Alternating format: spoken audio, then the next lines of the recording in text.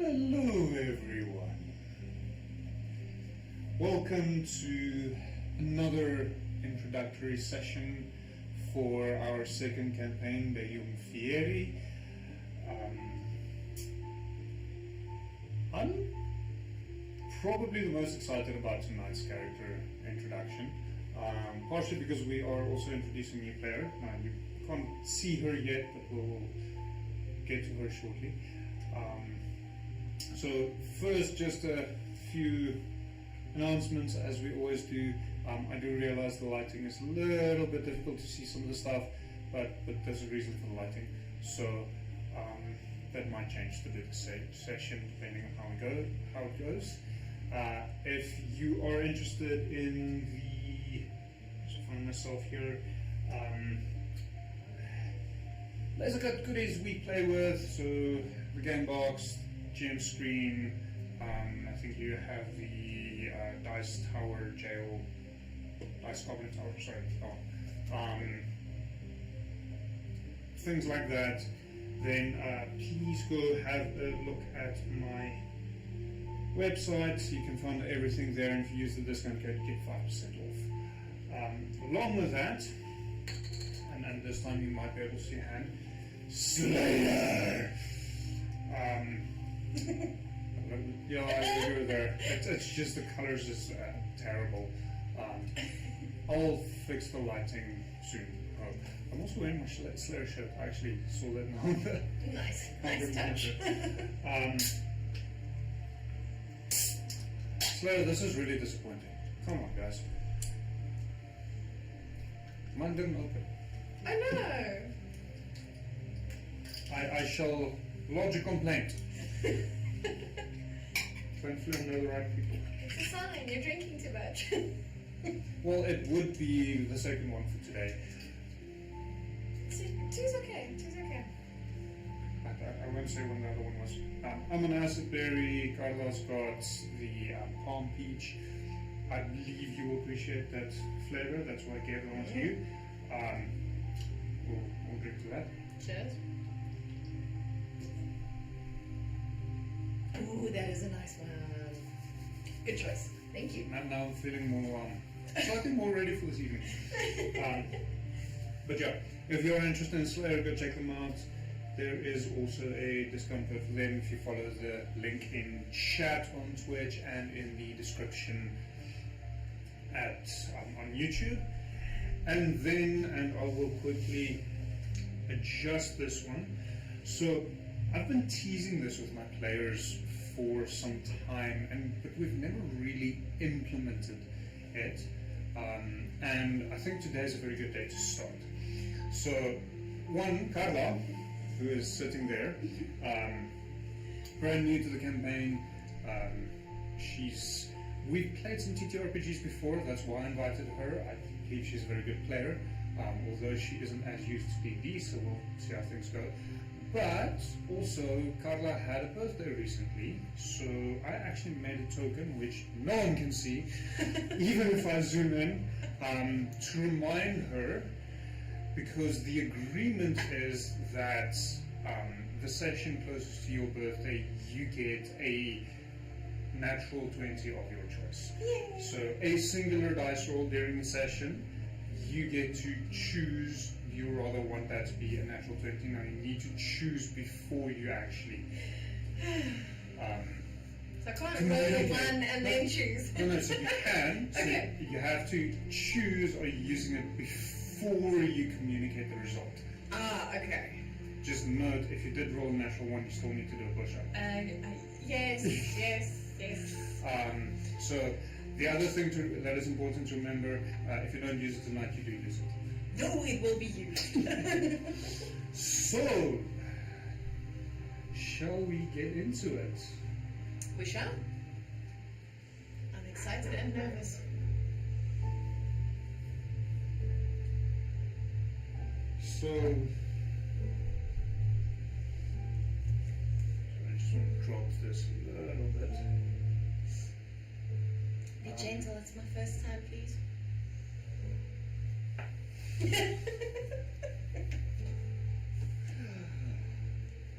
So you frolic along in the woods.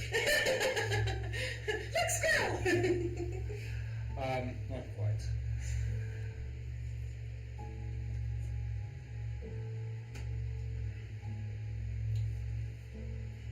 You wake up. Before you open your eyes, you feel sharp pain in your side. As you put your hand onto your side, you feel a warm wetness. Slowly opening your eyes, you're met with a very bright sunlight, blinding you completely. Your nostrils are filled with the smell of burning wood and straw. You notice it as the intense heat starts building around you. Looking down, you see a sharp piece of wood sticking into your side, blood pooling onto the ground around you. Your house is burning down.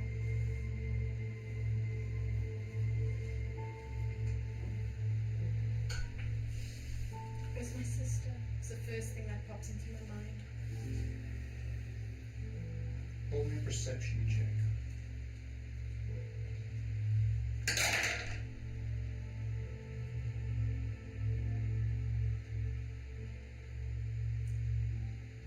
That would be a dirty 20. Looking around, at first, it's a sense of relief as you don't see her inside the house. Before dread takes over, as you have no idea what happened to her.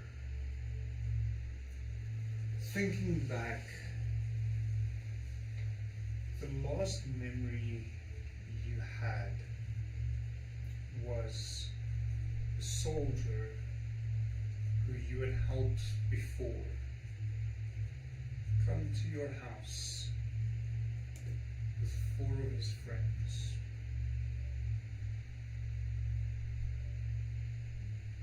Instead of the kindness you anticipated for helping him, they started throwing things, various collectibles,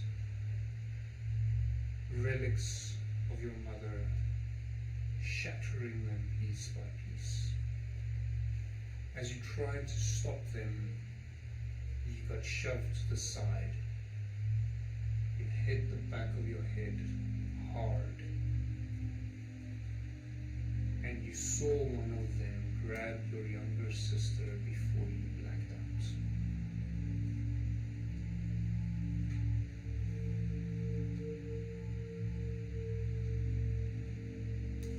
Okay. As the memories flood back in, a deep sadness and a fear fills me, thinking, where is she? Is she okay? Did she make it? I look around to see if there's anything that I need to grab, anything that I could salvage, and then I assess the situation and I'm thinking this house might not stand much longer, let me rather get out of here. Roll me an investigation check.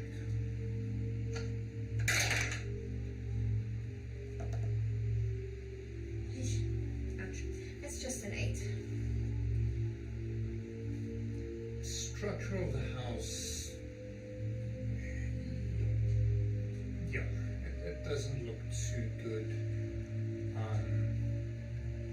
Looking down, you still have the shard of wood in your side, making it quite difficult to move. As you look down, you seem to have a number of things on you. turn to leave? I think assessing my injury, it would make more sense pulling out the piece of wood and cure wounds on myself. So, sure, I'm going to ask for a constitution saving throw as you pull out the piece of wood. Okay. That is a 14.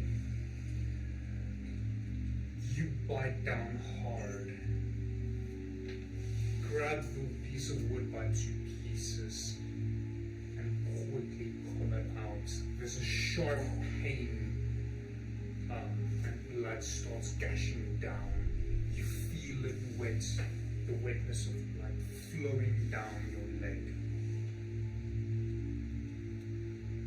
Okay, I'm gonna... Tear forms in the corner of your eye from the pain.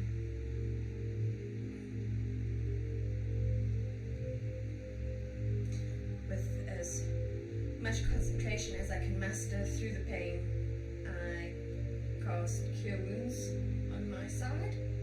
Okay? Roll your D8. Thank you. Woo! Nice. That's an 8. Okay. And add that to your HP. Did warn you will be starting at half HP. Yes, you did.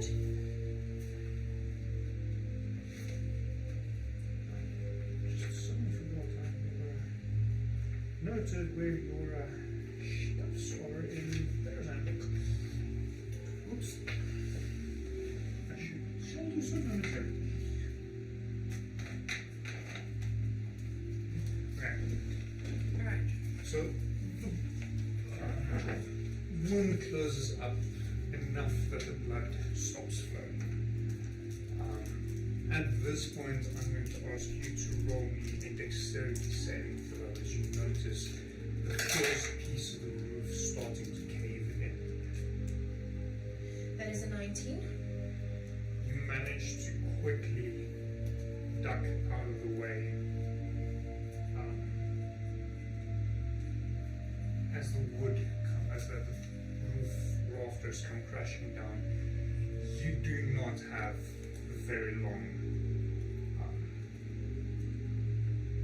within this house any longer. It's going to come down quickly.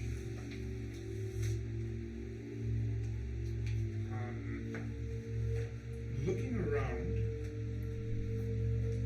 you notice in the corner of the room the staff your mother used to use, along with a satchel that, as far as you were told, contains her components for the spells she used to cast.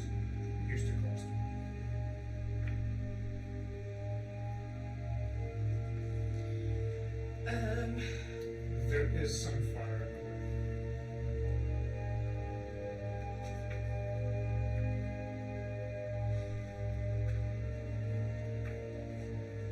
I think I'm going to dash and grab both the staff and her satchel. So the satchel's what kind of Hooked onto the staff. Alright, well, so you can cool. grab both Then of I them at the same can time. just grab the staff.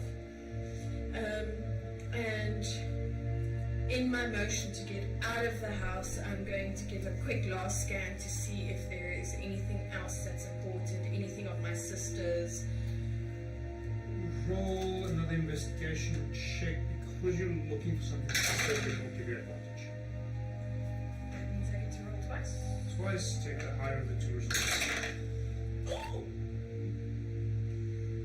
That would be investigation, right? 22. Yes.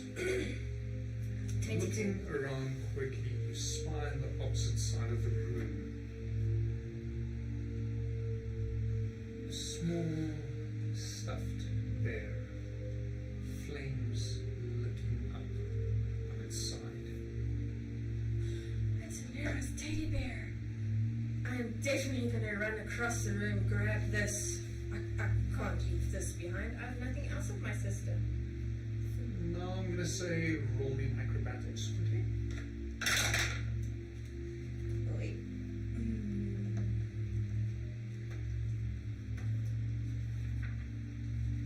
use my birthday token? You're more than welcome. That's your choice. I'm invoking your birthday token! That's okay, you only would have suffered more damage. I can't not have her teddy bear. Yeah, birthday token it is. Okay. Mike. I don't know if anyone can see it on screen. So as you start heading towards the door, you notice shortly in front of you another piece of the roof caves in right in front of the door. Blocking my way out? That way, or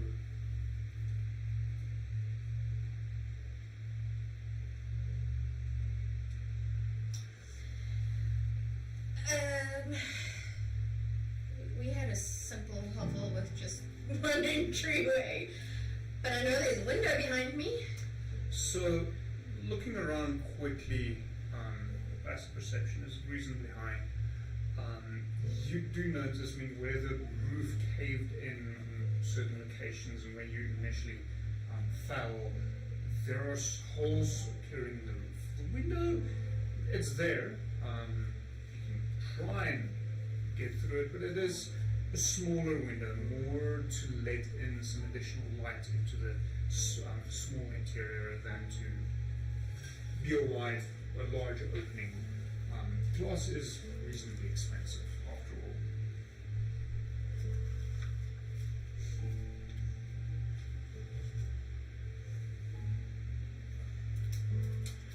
Is there anything that I can use as a type of stepping stool, makeshift ladder to potentially get to the hole in the roof? Because I'm not exactly the tallest of people. You've got your standard chairs, table that used to be in the middle of the household. There's, if you work quickly, some of them are starting to catch fire. Alright. As I'm moving towards the hole in the roof, I'm going to push our little dining room table in front of me and grab a chair or a stool with my left hand until I get to the wall, put the table down, put the stool on top of it, and clamber up as quick as I can. Roll me a athletics check based on your preparation. I'll give you advantage here.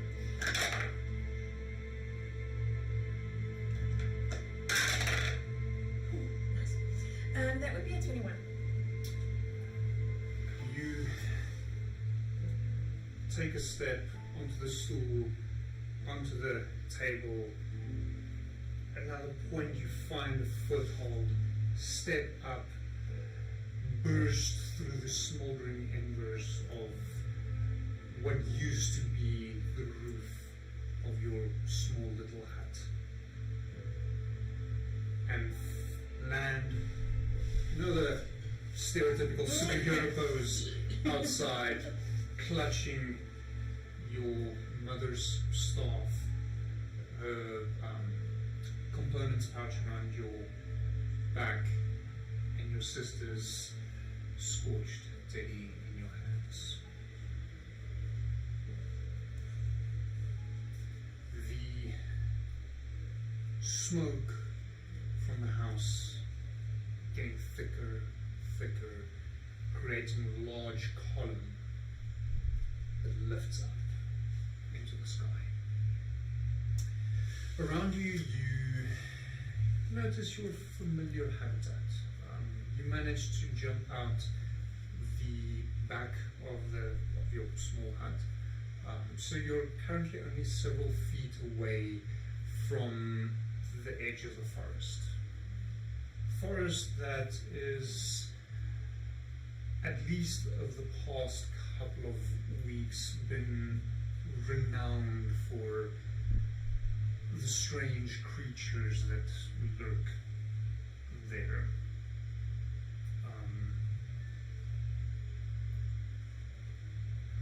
Find myself here.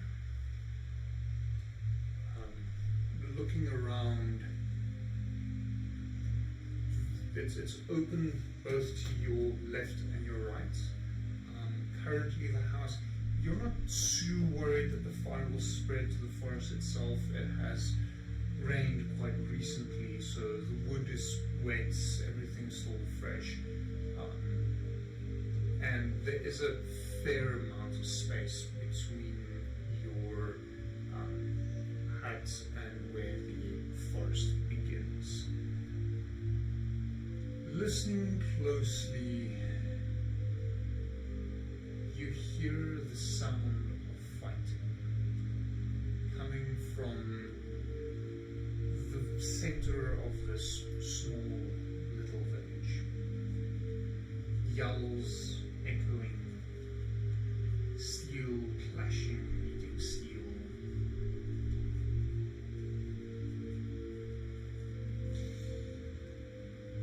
Right now, as much as my inner brought up healer wants to help whoever is potentially in the village, I think I just need a few seconds in the forest to just recenter myself. Maybe circle around so that I've got a better vantage point of seeing what's actually going on in the village, because I'm worried I'm going to see something that I don't want to see right now.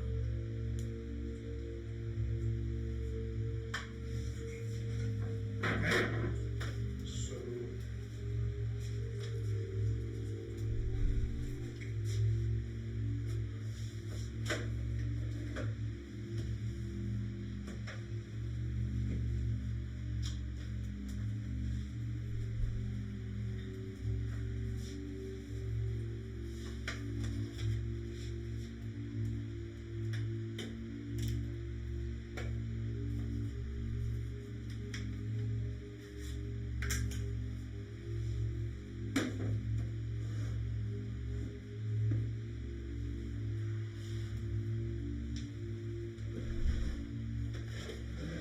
let me just find some of the minis I am thinking of.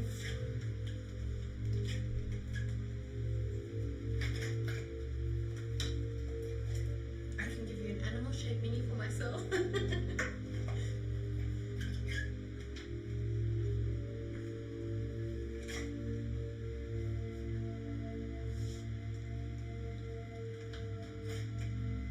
I think for now that's as close as we're going to get. That's pretty close.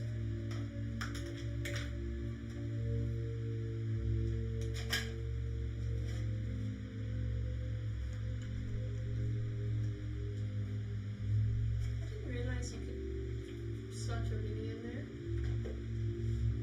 Apparently you could. That was Oh, the not the plan. design? So I like at it. this point you would have.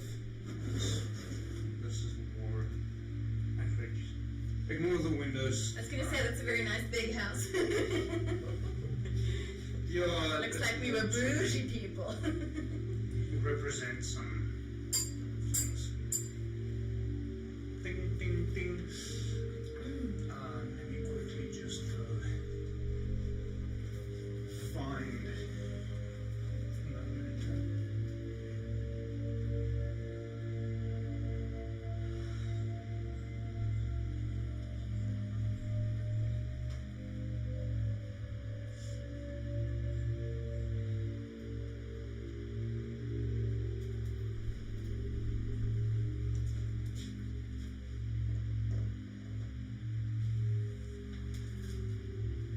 That is more or less the setup. Let's see. Yeah, that works. Okay. So that is currently the position you're in. So pretty much where this edge is where the forest would begin. Okay. Does the forest kind of curve? It'll curve around. From where you're standing, there's a, well, from what you know of the village, there's a road coming in. Let me get my stick, my pointy stick. Teacher, where's the stick? So coming in around about here, Okay. there's a road. There's another house here with several more houses around the area. Last house is pretty much there, and then just beyond where the plain edge is, the wood starts to get. It's really a small village, more akin to some of the local farmers. There's some farming fields shortly beyond the forest. They usually come here just to meet up, trade some goods among themselves before they would go to the larger villages or to Mornhaven, which is the closest city. Mornhaven is a few days away, but it's reasonably close. Alright. And they obviously came to our little village also to see my mom for whatever ailments they had. There's a number of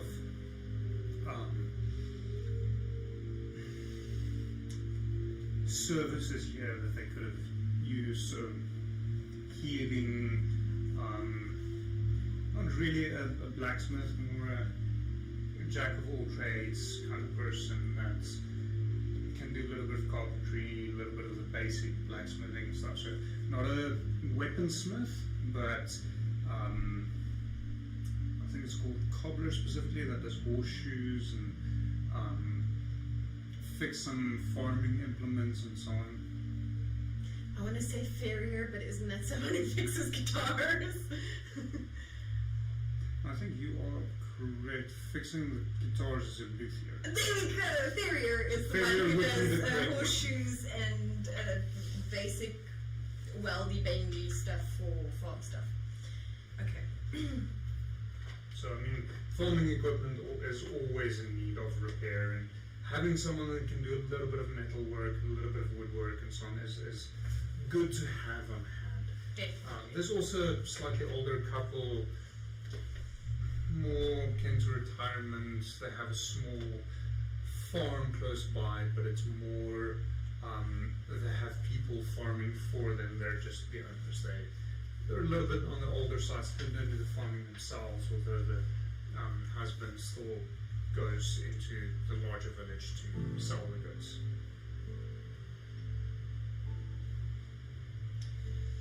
Okay. So what I will be doing is I will be moving around this way, so that I have a better vantage of what's actually happening here. Obviously my secret hope is that I spot my sister and I can possibly get to her. The other side is I want to see, is anyone injured, can I assist anyone, but I don't necessarily want to get into the fight, as I'm a bit traumatized from what happened last night with the soldiers turning on us. Okay, fair. Alright, let's see, can I make it around? So currently you are not in initiative as such, so I'm not going to be too worried about specific movement speeds and so on. Okay. So from there, you just can't see them. You'll have to move a little bit Now I have to forward. move forward. So probably about to the corner. You can still hide at the corner. So looking around, you notice two of the soldiers wearing similar dress as the soldiers that came to your house earlier. They currently have their backs to you, and one of them draws a bow, firing an arrow. As you look at where it is firing, you notice a centaur galloping after another soldier. The arrow is striking the centaur in the back as he stumbles forward, collapsing to the ground. The soldier you see disappearing there into the distance, you can just make out the white hair of a young girl as he drags her away. Lyra! That looks like a Lyra.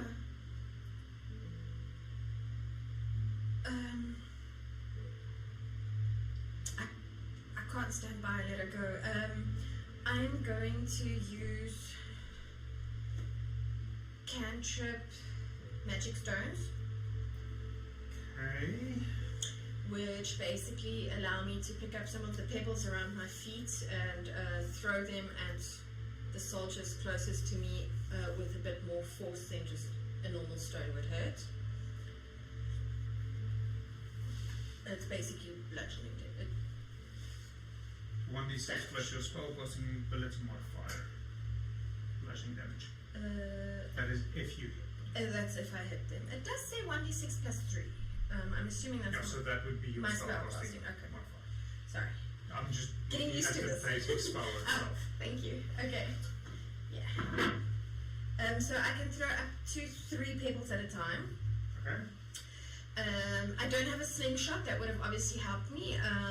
But because they are magic stones,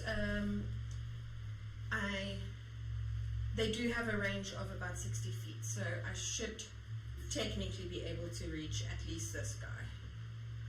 So 1 square on the grid is equal to 5 feet.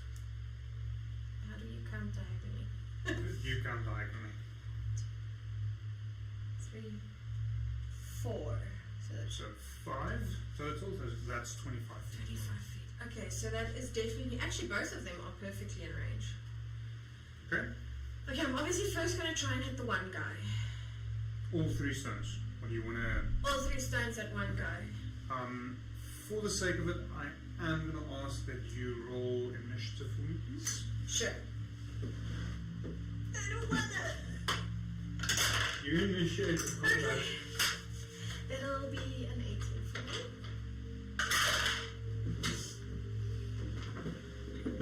So the good news is I did not roll a 1. Yeah, luckily neither have I. That birthday one was on a 4.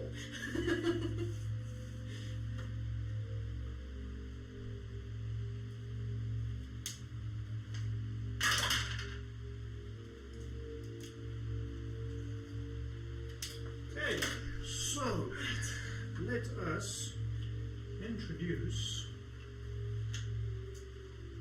the new initiative tokens. Yay! Is that me? Yes. Ooh.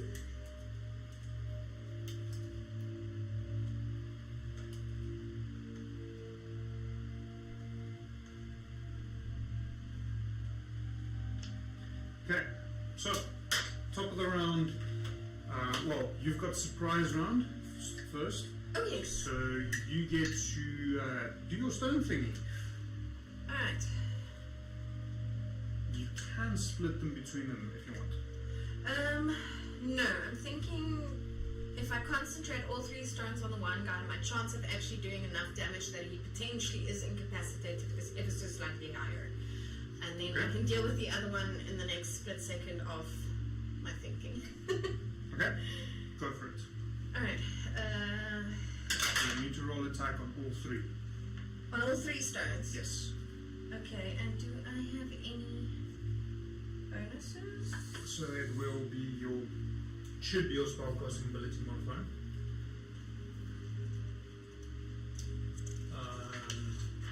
Okay, plus 5 according. Where's my note? Last page. Yes, plus 5 is my spell attack bonus. Alright, so the first one is a 16. The second stone is an 11. And the third one is a 15. So the 17 hit, the other 2 miss. Okay, so that would be 5 bludgeoning damage with the stone that And hit. your modifier? Oh, sorry, that's a 8 then. Thank you. So the Whoops. good news is you have noticed that these guys have been fighting for a little bit. So that 1 stone is enough to knock this guy down. Probably more luck than wisdom. Fantastic. Okay. That was obviously my surprise attack. That was your surprise attack. Now we get to your turn. Surprise round, technically. Alright. While there's still a distance to cover between the two of us, can I topple this one over? Yeah. Or you can just hand it to me if you want. Oh, is he out? So, monsters and NPCs don't have death saving throws. Oh, of course! Duh. Sorry. As a characteristic. Very characteristic. Okay. While there's still distance between the two of us, I am going to do another magic stone cantrip. Okay. So remember that's a bonus action, you still have an action. Then I still have an action.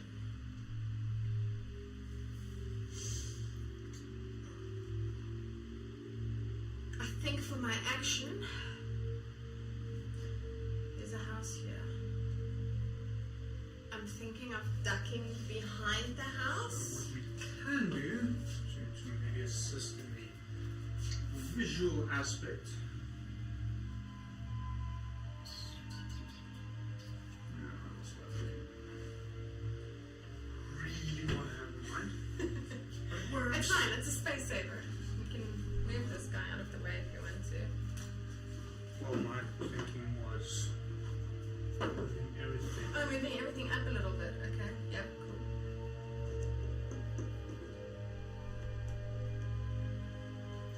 So you have effectively, I'm blocking you now. Yeah, so, no, all good. but you effectively have something like that. Okay.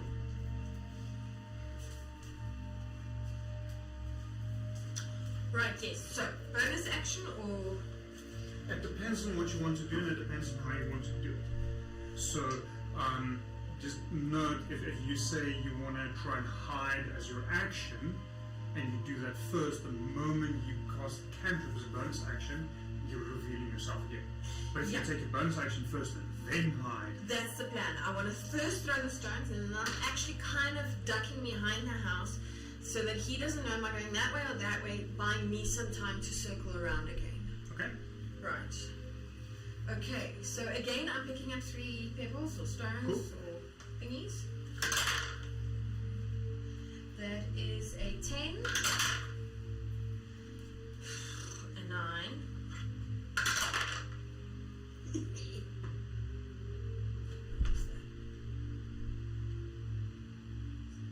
that is a 13. All of them miss. All of them miss. Alright. So you lift the stones, chuck them. You're a little bit distraught with what had happened. There's still a little bit of pain in your side. You're not quite your full self yet. Okay, so I can't count now you will spaces. have to move your mini. So that's 1, 2, 3, 4, 5. That'll get you there with 30 feet of movement. Okay. And I'm going to ask you to make a stealth check for me, please. Stealth check. Yes, Yes. of course. Let's just quickly see stealth. Okay. There, you've been misbehaving. Nice. That is a 19. 19, you are hidden. Fantastic. Okay. I shall maneuver myself quickly to a slightly more convenient position. So this one runs off and disappears into the forest. At this point, you're not aware of it. Okay. And then the second one, thinking, what the fuck happens? His mate just dropped next to him, and he's being shot. Stones are being thrown at him. He heads up that away to try and find out. Unable to see anything, he will dash. And peer around the corner. Now your stealth check was very high, so you are hidden there among the brush and so on of the house, behind the house. Okay. At this point, he's still not able to see you. Okay, your turn. What are you doing? Seeing that he can't see me, I'm going to launch some stones at him from my little hiding spot. I know it potentially will reveal me. Definitely will. So I'm going to use the bonus action first, and then use my action of potentially running around the corner again to get away from him. Okay, so movement is not an action. Movement's free. Oh, okay. So you can move and take an action. The only reason why you roll stealth is because you specifically said you wanted to hide. Hide, yes. So that is an action. So running around is not going to take an action. You can run around, hide again. Well, then that's what I'm doing. Okay. Throwing stones, running around and hiding.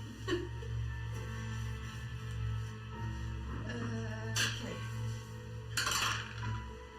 Oh, nice. That is a dirty 20 for the first stone. A 18 for the second stone. Oh, nice. And a 16 for the third stone. All three of them hit. That is a 5 damage on the first one. Remember to add your modifiers. Oh, sorry, that's 8 damage on the first one. I'll eventually remember. A 6 on the second stone, and another 6 on the third stone. So 20 total. Yes. How do you want to do this?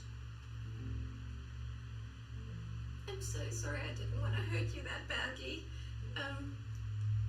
All 3 stones hit him kind of head, temple, So you... soft squishy pop at the bottom of the skull. I'm the lover, not a hater. I don't want to hurt guys.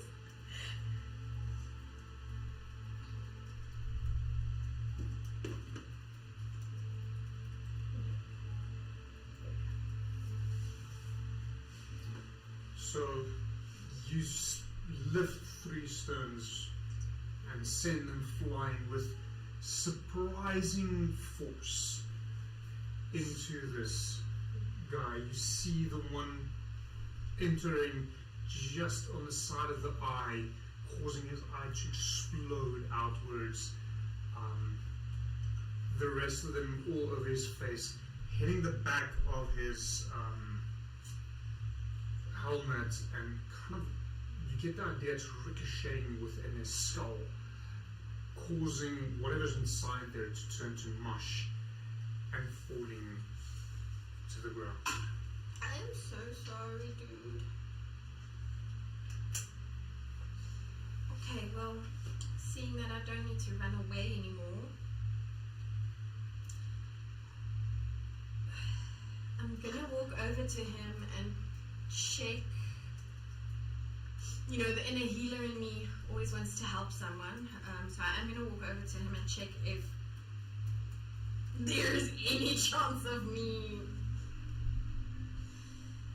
helping him, not reviving him, helping him.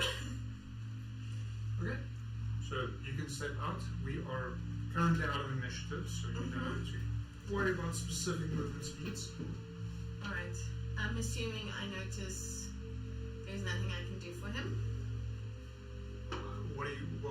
Are you looking at it from a distance? No, I've stepped up to him and I'm checking. The guy. The guy that I just. Oh no, the inside of his head is mush. Alright. There's nothing left. Alright, then I think my next action is going, or my next thought process is to check up on the centaur that I saw take the hit. Hoping that I'm not seeing more death today, and that I can potentially help them. So I'm going to make my way over to this lovely lady.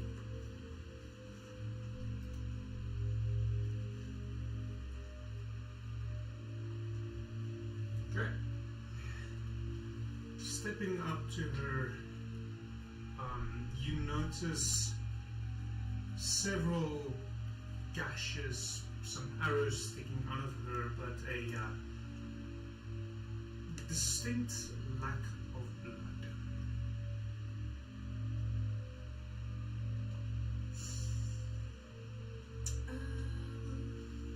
Okay.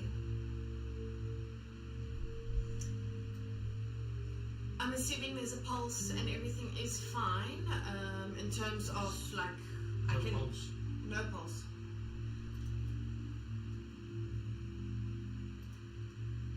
You don't find a pulse.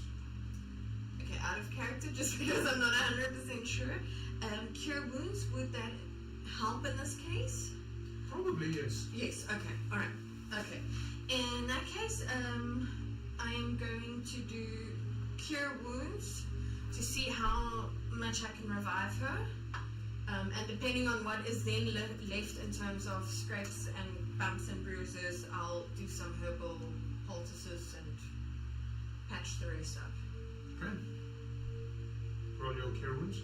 D8 plus your modifier.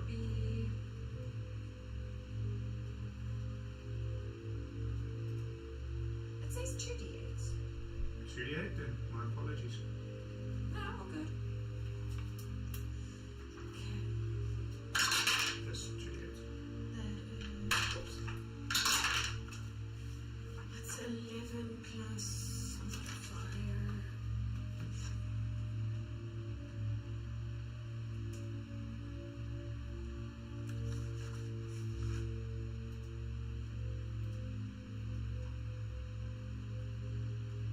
Spellcast ability modifier is not my spell attack bonus, no. No. My modifier. Where's my modifier? So if you look at your cure wounds, it should state it on the line itself what the actual. Plus 3. Thank you. Plus 3. So that would be 14 hit points recovered. Centaur opens its eyes. Mike, would you care to join us? Hi. Hi.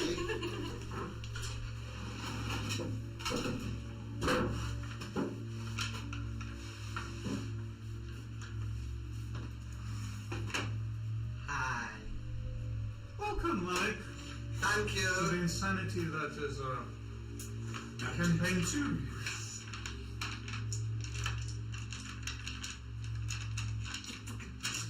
Is centaur a gender neutral word? I'm just curious. Is it like a centaur in a centaurina, or is it just a centaur? Yeah, it's just a centaur. It's just a centaur. Just curious.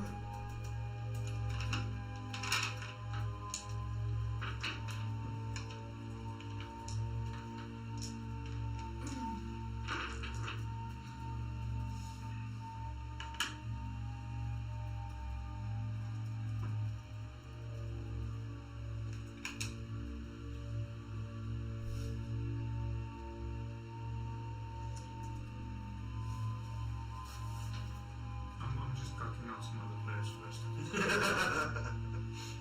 So I cured some wounds on you. You've regained, what did I say? 15, right? 40. Was it 14? Sorry, 14. So, she'll, in her awkward position of laying down, she'll kind of rotate her torso and look at where everything around her is, and her first, so she'll also kind of clutch her battle warhammer. Does she notice there's one bandit missing? So, looking around, you see 3 fallen bandits of the 5 you encountered earlier. Where are the others?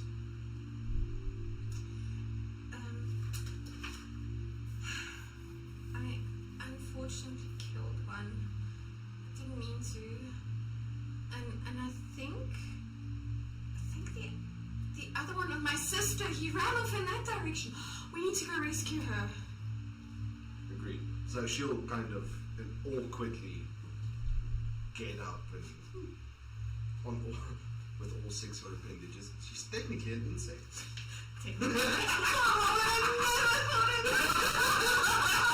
Mike! Very careful. Okay. Mental image. So she'll kind of get up and then she'll kind of reach out, taking you by the shoulder. You did a good thing by killing him. He would have done the same to you. Come, let's go find your sister. Could you maybe just help with the arrow? Of course. Hold on. I quickly prepare a little poultice so that when I pull out the arrow, we don't bleed to death. So that I can immediately patch you up. You would notice as you pull out the arrow, there's I give you a very, very puzzled look, but place the poultice on you in any case. Come, let us go. This is a thought I'll have to spare for later. How tall are you? Shorter than you. I am a average 18-year-ish old girl, woman. So about 4. How tall am I? I have no idea. 1'6". Okay, so Sorry, not 1.6. yeah, 160 centimeters. yeah. Okay, so Don't ask me what that is in feet. I cannot do freedom measures. she'll kind of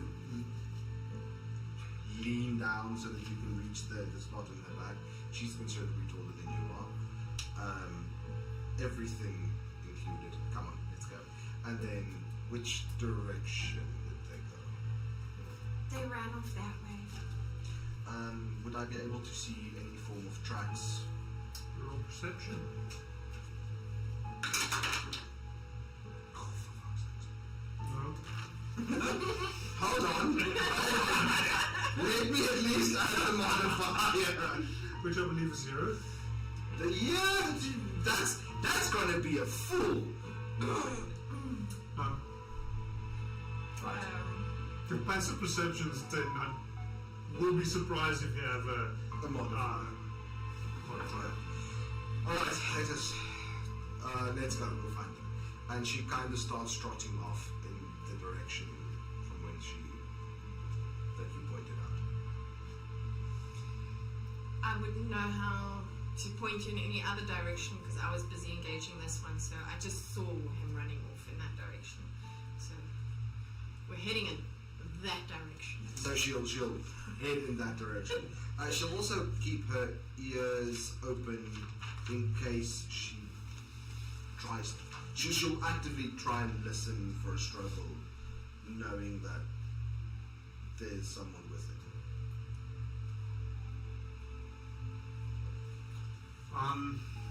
Heading off in that direction, it's difficult to see. Most of the soil in this village center is very hard packed. Doesn't really leave a lot of footprints. Running off into the direction, there's multiple avenues that they could have taken. Either slipping to the left or right, behind houses, going into the woods and then disappearing. It might take a while.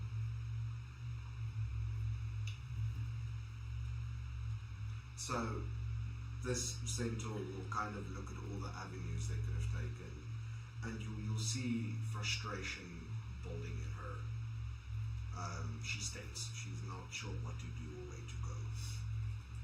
I'm kind of also at the same time getting a bit demotivated and losing heart because I have no idea. I can't see any footprints. I can't see any broken twigs.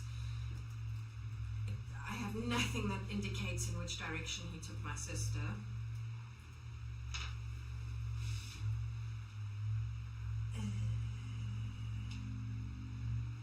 Can I look around and see if there's any little forest creatures that might have potentially witnessed something. Roll me, I'm going to say perception for this.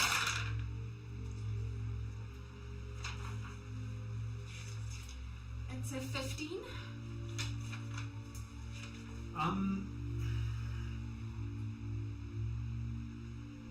The woodlands is abnormally quiet. It's all this fighting. Growing up in this area, you are not used to how quiet the woods are currently. You're not sure if it's the conflict within the village or if it's the general war or the dangers that have been lurking in the woods over the past couple of weeks that is new to you, that you're not, it's strange, abnormal.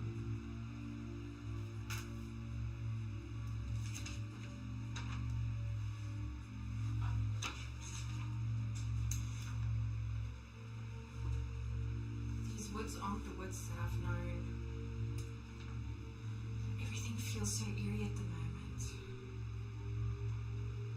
There are armies in these woods. We can search for your sister, but I don't know if we will find her. I have to find her. She's all I've got left. I can't disappoint my mother. If we head into this woods alone, we don't know where the rest of them are. You mean there's more of them? There's an army of them. I thought it was just the soldiers that were around our village. No.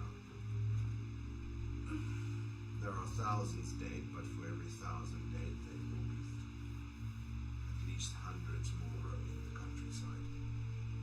They are defeated by what I can gather, but Oh, I don't know if I've got the strength for all of this. let us go back, see who we can save, see who we can gather. Those that we killed had weapons. Perhaps we can get some more to help us. Search I where don't it want to was. kill anyone else. I just want to find my sister. So she kind of walks up to you. So she'll drop a warhammer, walk up to you, and take your face in her hands.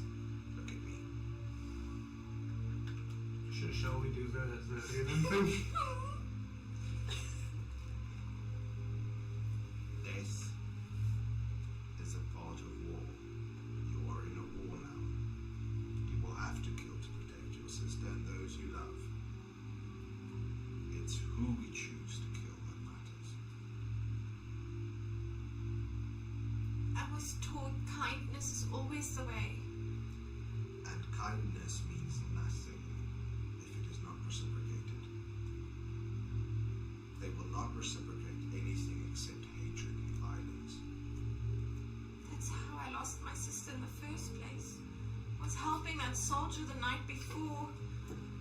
And then they turned on us. And they destroyed our house. And took my sister. So she'll just shh, shh, shh, shh, shh. I know. And I am sorry. Let's go see who we can salvage, who we can save. We'll try and find her. Okay. But you'll help me. I will help you. What is your name? Oh, sorry. I'm Leora. And you? You kind of see she hesitates, racking her memory.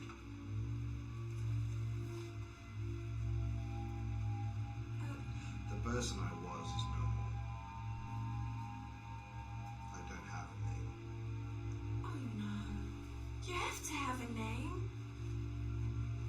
Can I give you a name? Sure, why not?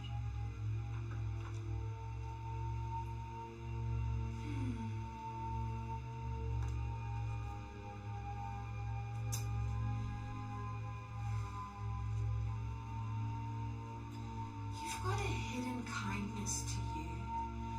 Reminds me reminds me of nighttime. I think I'll call you Luna. You look like a Luna to me. Are you happy with that name? She'll kind of have a grin and I can be Luna. All right, Luna. Let's go on this adventure together to save my sister.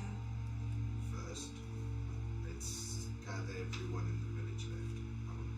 And she'll pick up a warhammer and start going to houses, checking inside houses to see if she can find anyone. Not damaging property, but... So, as you return, you hear the clopping of hooves and the rattle of a wagon as Surf returns. So, seeing Surf return, Luna will go up to him. I did what I could, but it was not enough. Who's still alive?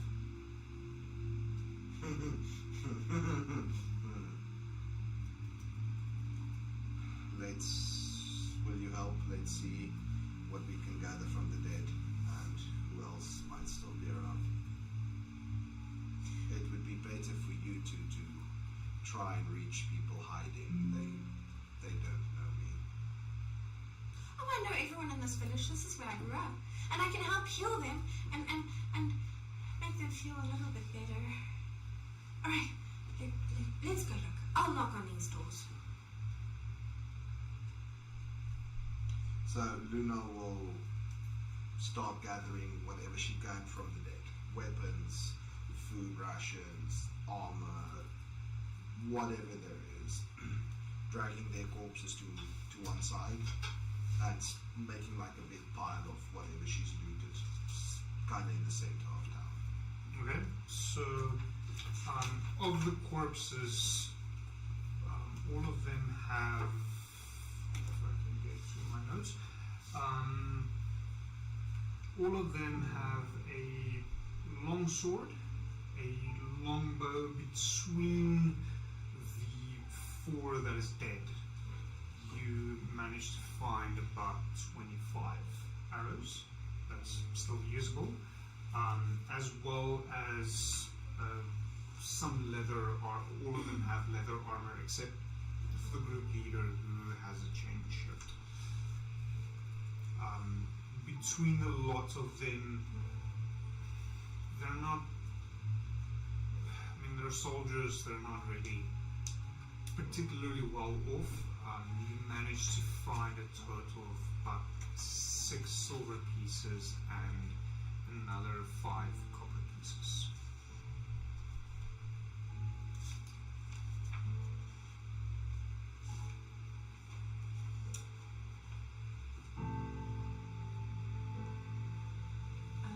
So the silver and the copper she'll keep for herself, but all of the other equipment she'll kind of lay out and organize.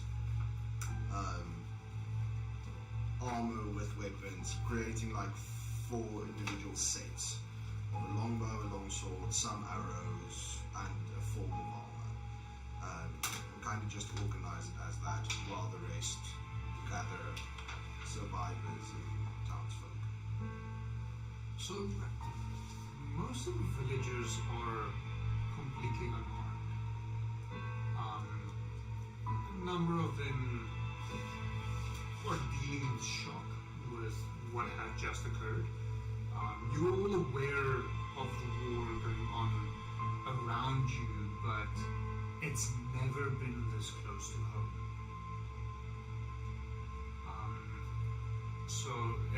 For them, seeing this kind of fighting, seeing a creature some of them have never encountered before in a centaur, running up and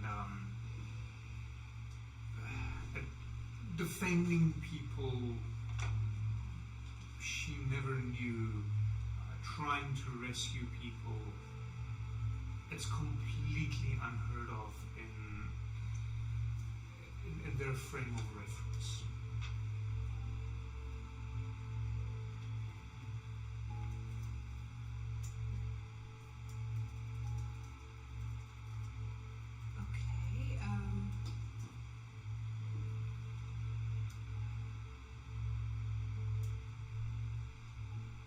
kind of look through the gathered supplies in the middle, looking for a sling in case maybe one of them had one. Any luck? Yeah. Right.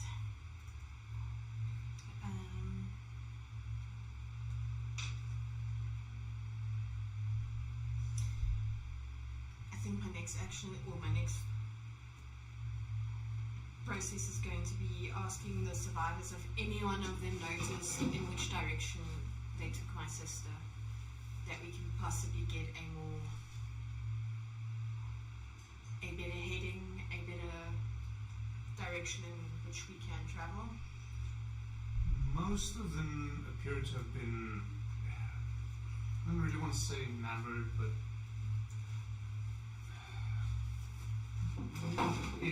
focused on the battle that had occurred within the village itself. So they're not really sure. One of them does mention she thought she saw them disappearing into the forest, heading further north. Just have to get them there into a moment. Based on where you came from and where everything was heading. I came from that way, and we're going that way. Okay, cool. I've got the map fairly clear in my head. I just haven't put it on paper yet. All good, all good. So would Luna hear this, where they're heading? Well, we're kind of standing in the middle of the village right now. I'm not. Yeah, probably. Are there any villagers who has any form of training? Fighters? No. We're simple folk. Craftsmen, farmers, healers. Hunters? Our hunting mostly consists of setting trap for smaller animals. Which at this point reminds you of your little white ball of fluff. She'll go to Surf and look in the wagon. Surf? Under the seat. Thank you. And she'll kind of fish around in his wagon a little bit. And from the seat she just kind of clutches something to her chest a little bit. And you can see her taking a deep breath like...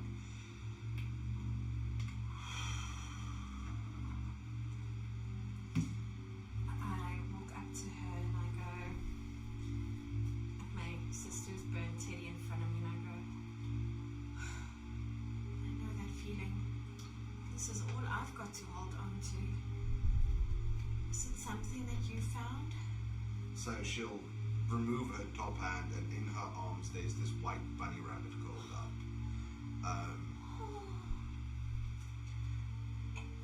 To be fair, it found me.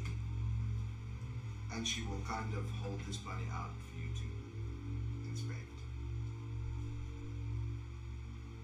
I immediately, gently reach out to not to startle the bunny and kind of stroke it between the ears with my finger.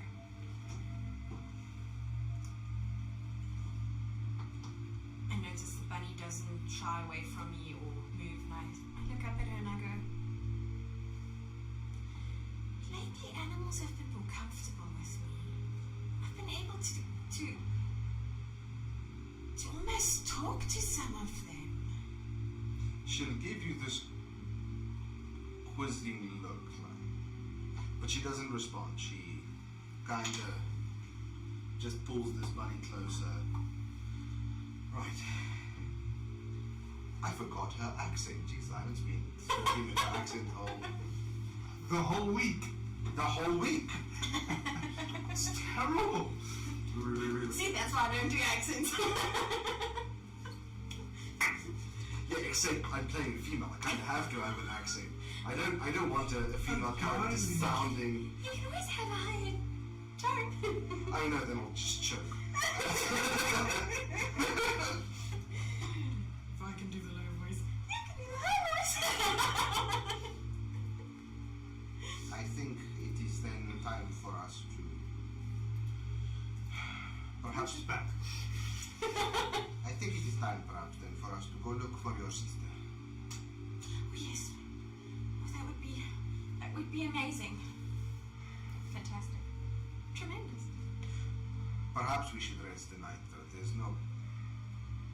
I don't know. I don't like going into the forest. He would be heading to his comrades with his loot. Who's beheading who? Unfortunately, not beheading anyone right now.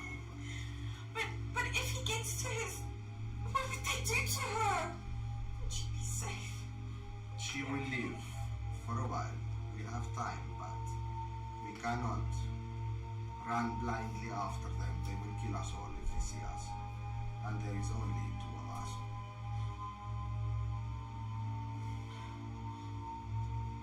Okay, first light. Then we have to move.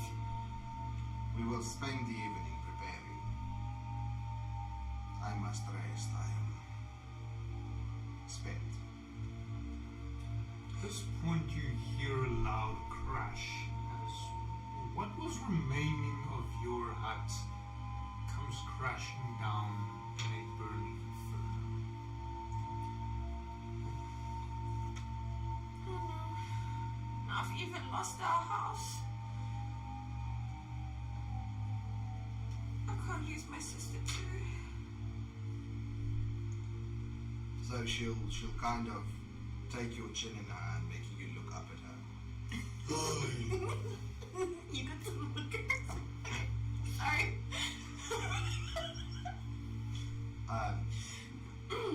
Go salvage everything that you can. Get all the supplies you will need, food, water. Make sure that you have enough clothes and that you have enough sustenance to travel with. Whatever you need, you must find it. At first light we will leave and we will not be back for a while. Go, prepare. Okay. Let me go scratch through the embers, see what remains, see what I can borrow from the neighbors. I can do this. And off she goes. Luna will make her way to serve. I have a question for you, sir. Yes. Is there anyone in the village that knows how to work metal or make weapons, maybe improve what I have? Weapons? No. We have the craftsman, but he is more used to repairing farming equipment and things of that nature, not really making weapons. He will do. Can you show me to him, introduce me perhaps? He points to one of the men standing there with a leather apron. That's the man. Find my name.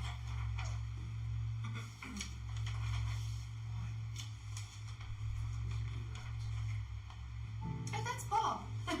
I'm kidding. I mean, I know everyone in the village, don't I? Why? Oh, word. Yak. J-A-K.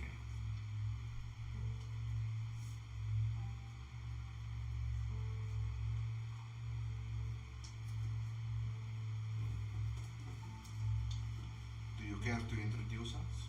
It would go smoother if there was a familiar face. I do not think these people know or care much for an outsider like me. Okay. Leads you over. Yuck. Hopefully your shop didn't burn down. They're quite valuable here. This is... Sorry, I never caught your name. You may call me Luna. Luna. I met her on the road, on the way here, back from selling. Luna wants to find out if you were able to help with some weapons, you said? Perhaps. Good to meet you, Yak. And she will reach out a hand in greeting. So she'll give it a very firm shake. Not trying to hurt him, but as a standing, her grip is quite good. Yak, I have a favor to ask of you. Yes. The hammer that I have is shorter than what I am used to. Could you add to this just a longer handle? He takes it from you. When do you want it by? If possible, tomorrow morning, first light. It's gonna take some work. How much longer do you want? You can add about 2 feet to it. And then another thing, Yak, you perhaps don't have a wood splitting axe. The two-bit kind. The two-headed kind. Double-headed, no. Single-bearded, yes. Maybe a little bit short for you. Could you add a longer handle to that as well for me? I will give you everything I found on these marauders, but I do not have much myself. Okay. Probably better get to work then. If I can assist, let me know. I might not know how to work with tools, but I am strong. I can assist. That's probably best if I manage this on my own. Much appreciated. And she will kind of just throw the 6 silvers, like past the 6 silvers and 5 copies she found onto it. His eyes grow wide. Even though this is not a lot of money, it appears to be more than what he's used to. She notices this. Whatever is extra from the work that you are doing for me, use it to help the villagers. You will need a lot of tools to begin. Takes it and stuffs it into a small pouch on his belt and turns and heads back with this warhammer that's possibly a little bit big for him already. Heading into his workshop, you can hear him starting to work on the tools, some hammering and other things going on. She will spend the rest of the afternoon pretty much just she'll find a quiet place under a tree and just kind of lay down a bit. So her horse half will lay down, her torso will remain upright, and she'll just look at the village. That doesn't seem horse. We've been through this. Conversation for another time. Yes, we've actually been through this.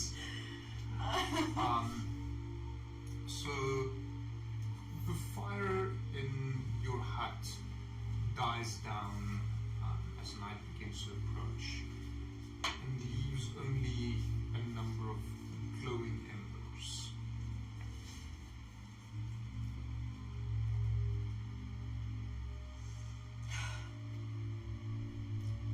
I rummage through the ruins, pushing aside pieces of the fallen roof, looking for anything and everything that I could potentially salvage. Roll me an investigation check, please.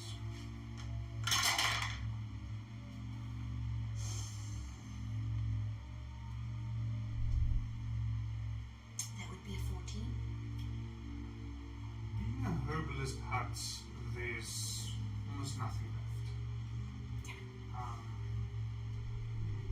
Working mostly with plants, which are reasonably flammable, they Especially dried ones. all went up in smoke, and most of the containers that your mother before you and then later yourself used is made from pottery, so with the roof caving in, all of that shattered.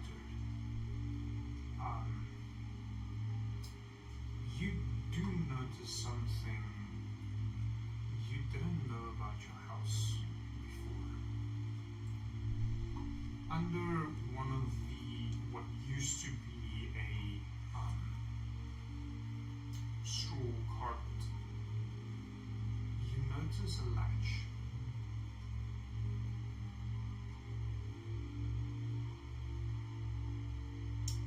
Curious.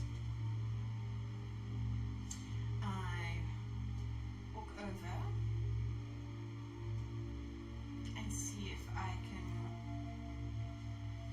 unhook the latch and potentially open or lift it. I'm not sure if it's a lift or a drop. The metal of the latch is still quite warm to the touch. Not so that you'll burn yourself, but it was a little bit unexpected. You hear the latch click open, you're able to pull open this door, some of the ash falling off of it, leaving a cloud that has you choking for a moment. As this ash dust settles, you notice a ladder leading down into the darkness under what used to be your hut. I think to myself, this is really strange. It's not like Mother to hide stuff from us. She taught me everything. Why wouldn't she tell me about this? But curiosity gets the better of me, and I grabbed one of the torches that we normally used when we went out at night, and I light it against someone. One of those that burnt up in the house fire. I'm sure there's one that is still halfway decently usable. There's a bunch of wood you can Well, use. there's a bunch of wood that I can just shove back into the embers. And I'll shut up now. I'm not there.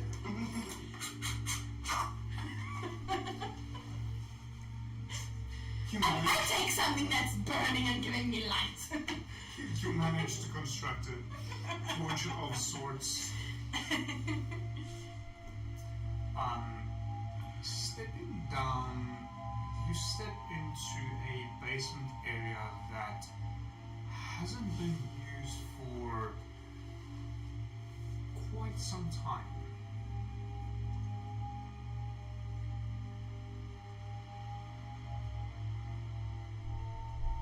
Sorry, my lips are busy splitting.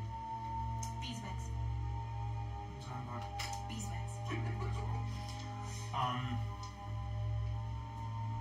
There are several old crates, most of which, when you open them up, you notice used to hold things that have since perished away.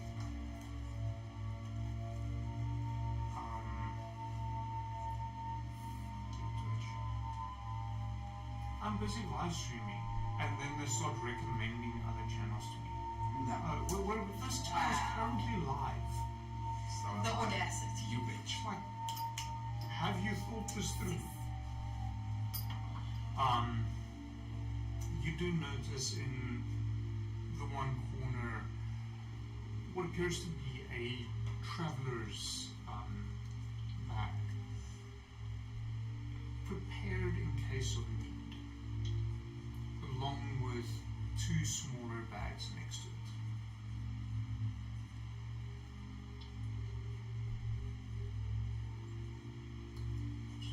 Roll me an insight check quickly, please.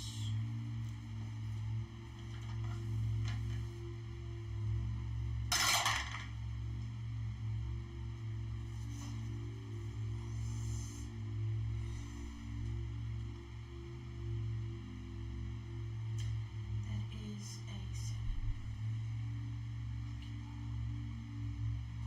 You're not quite sure what the purpose of these bags are. All three of them has a bedroll. The largest one of them has a rope and several other traveling gear inside it, with a few spare changes of clothes. Handy, convenient for my situation right now. The two smaller bags. As I look through them,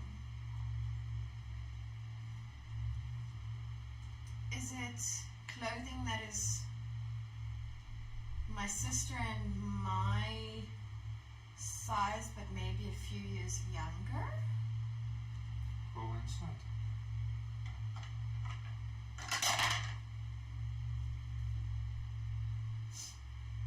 Nice, 16. It appears so, yes. From what you gather, the last time this might have been updated was a few months before your mother passed away. That was just before the fighting started. I wonder. Maybe my mother knew something. Maybe she was preparing for something. I'm super puzzled by the whole situation. I've got more questions in my head than answers. I've got this feeling like I didn't actually know my mom, because how did she know to do this? But on the other hand, I'm almost feeling like even in death she's guiding me, because I have the perfect supply right now, and I've even got some stuff for my sister that when we rescue her I can help her with a clean pair of clothing, clean change of clothing. Pair of clothing. Sorry, brain. Change of clothing, guys, change. Welcome to D&D. Thank you, thank you. We all suffer from said circumstances. Okay. At least I'm not getting confused with my languages yet. Yet. Right, I am definitely going to see if I can consolidate as much as what I need into the bigger bag. So that I then just have the big one and the small one with my sister's stuff in it. Okay. As you gather your things, giving this underground space a last look, you notice a passage leading away from where you are, deeper into the darkness.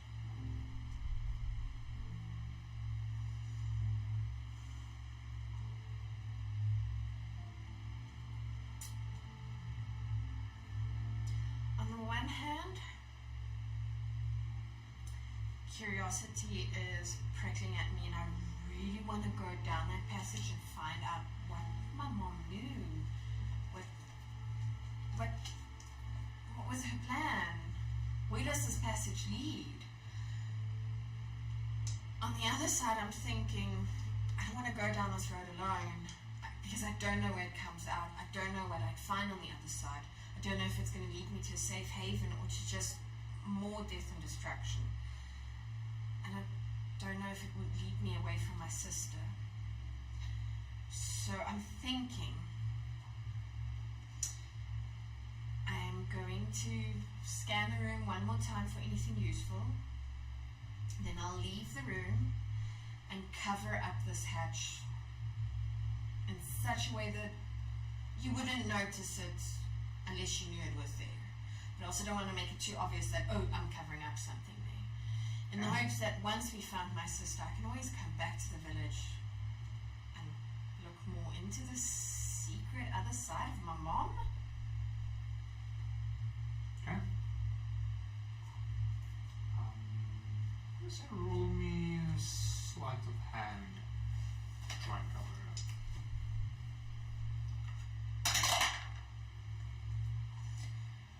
That would be a 17. So, after you step out, you manage to cover it up in such a way that you are satisfied that it appears natural in the way it is covered, and unless someone actively goes to clean up the house and attempt to rebuild what is left, they probably won't discover this.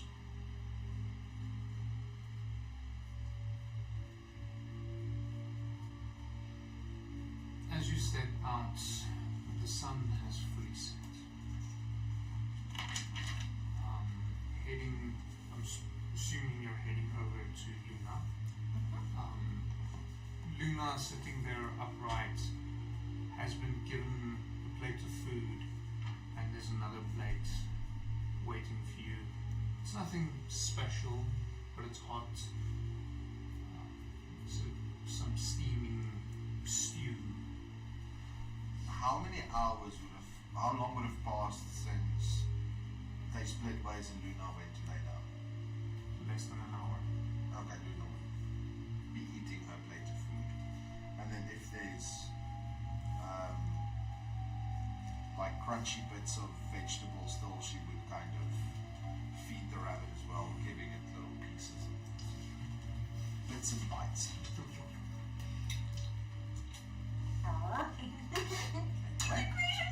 You see that nose wiggle. That nose wiggles.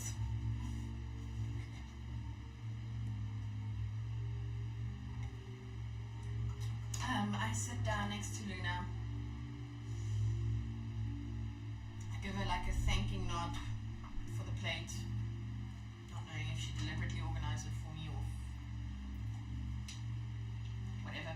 And then I dig into this plate. Even though it's a simple meal, it means a lot to me in that moment. The warmth fills you.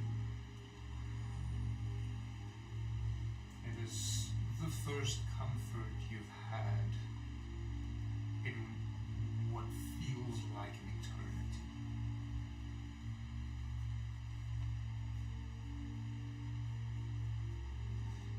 You will see that Luna kind of... You're not sure if she's enjoying this meal. She'll eat it, but it's not with any form of gusto. It's more out of habit. That little nagging, something isn't right here, is pricking at the back of my head going, she doesn't bleed. It feels like she's going through the motions by eating, but I don't know. Does she need the food? I don't have time to think of that right now. She's helping me find my sister. No, I'll look into that later. She won't say anything. She'll finish her plate and then wait for you to finish yours, and then get up. Take the plate from you when you're done. Get up and head to the house she saw the guy, or head towards the person that brought her the food. It's Sir's wife. So she will get the plates. Is there a well outside somewhere? Yes, pretty much in the center there, so while we So were able to she'll gather first food. Gather water. So she'll first rinse the plates out, clean the spoon or whatever was given with the bowls, and then give it back to Sir's wife, thanking her. On the way back, all of the weapons and equipment she laid out earlier, she'll kind of bundle together using one of the belts of the leather armor set to keep it roughly together, roll them kind of up in each other. Just before she rolls them up, I wander over to her and I go, do you think one of them will fit me? She'll kind of look towards the smaller of the leather sets of leather armor. I think perhaps this one could fit you. Try it on. Just ignore the blood. And she'll hand you a set. I kind of awkwardly try it on, knowing that I would need some form of protection if we're gonna go after the soldiers, but also I'm not very happy with this idea of I need to get into this war or step into this role if I want to save my sister. It's a little bit awkward, seeing as this armor is designed around the male figure. So it doesn't. It's because it's leather. It's a little bit malleable, so you're able to pull it tight enough that it fits you quite well, but at the same time it does keep your torso very stiff. So it'll offer some protection, but you're not quite comfortable in it yet. Luna, It might need some breaking in order to get it to be more comfortable to the way you move and the way you want it to sit. as Leora is uncomfortable, Luna, knowing a little bit more about armor and having been around it her whole life, will kind of just help her tighten the belt, lift the It's armor. more a case of you surprise yourself with how naturally this comes. It's almost instinctive. It's not a case of you remember how to, but Yeah. you notice the way you're able to manipulate it. It comes instinctively. Muscle memory. Yeah, I should keep my backstory in mind. So she'll just instinctively start helping, loosen a belt, lift the shirt, tie the belt down so that there's more movement in the chest. And you see there's almost no thought behind the eyes in it. It just happens. She knows where the buckles are, she knows what needs to be tightened. In the areas under the arms, she'll reach in, stretch the leather kind of with her bare hands, making a little bit more room. Tighten it in other spots, adjust some stuff until she's kind of happy that you're suited up properly. I give you a look, almost going, and then I ask, you used to be a soldier? I don't remember.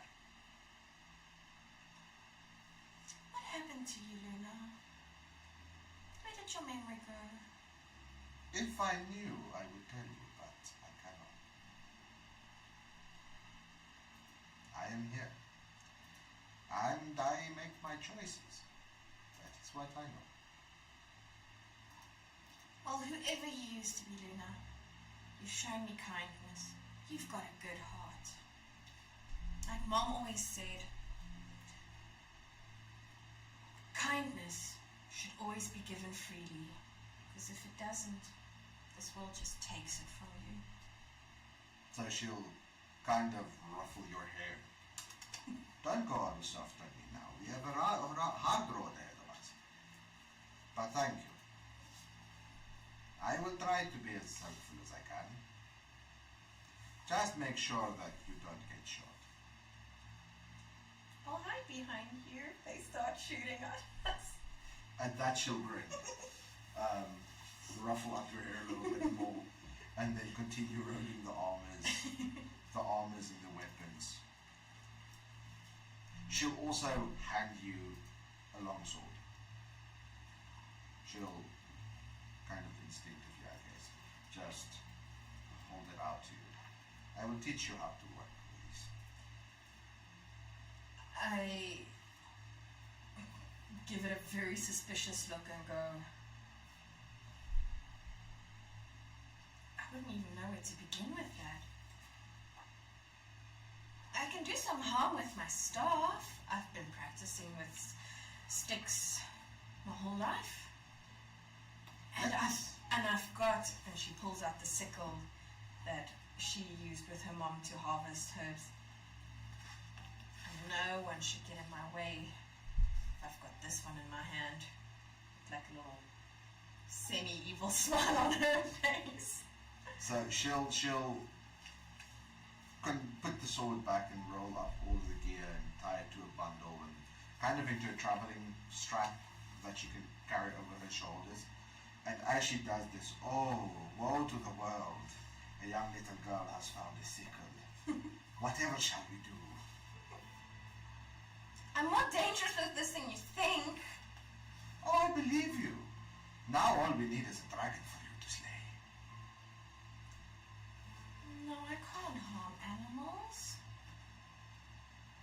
I wouldn't. I couldn't. There's the soft one I've grown to her. And after she's done rolling it up. You should go get some sleep.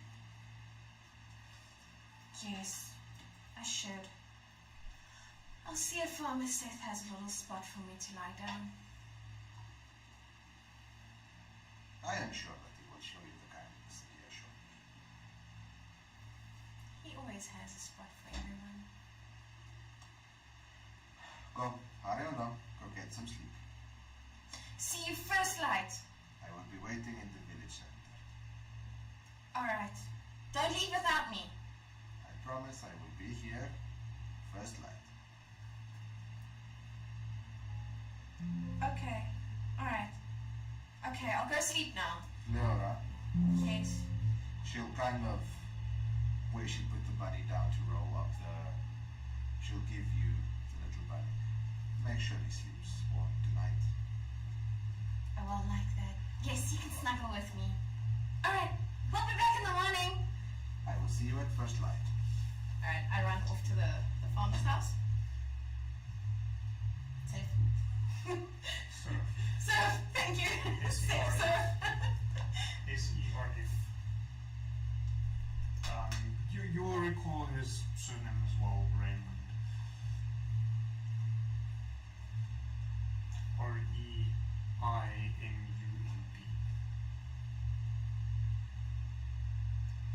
So, Luna will spend 4 hours in the trance. Okay? And then after that, she'll spend the night kind of walking around the village, trying to, making sure no one sneaks up in the village again, no one comes back. Kind of acting as a patrol for the village. So, I know I said the plan is to change up long rest and short rests. For now, you are in a safe location, so this would classify as a proper long rest. So you can take your full long rest, recover all your hit points, recover all your spell slots if you've used any. Surf did give you a bed to sleep in. It's nothing more than you've ever had, but it's better than under the tree. Snuggle up with Bunny. He snuggles into your neck, and then I'll cover it with some of my hair. Make you it a can little feel it nice. gently breathing as it slowly expands and contracts as it breathes in and out. The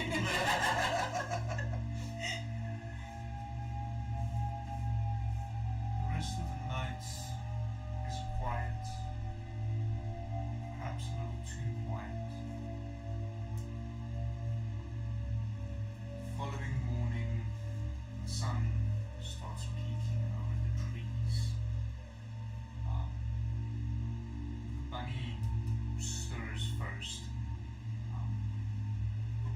and that stirring motion wakes you up. Surf and his wife is already up. They've prepared you a simple meal for breakfast, as well as some rations to take along with you on your journey. You were also given some food. Luna will decline the food, saying thank you, but I do not require anything now. Am I close by when she does it? Yes. I give you a kind of look round there. She ignores the look like a stop sign. So, thinking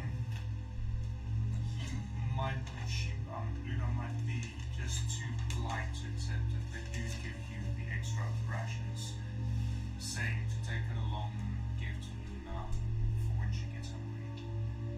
I take it with a smile on my face and pack it into my pack, thinking she just probably doesn't want to take advantage of these people. I'll feed it to her when we're on the road. She needs food too.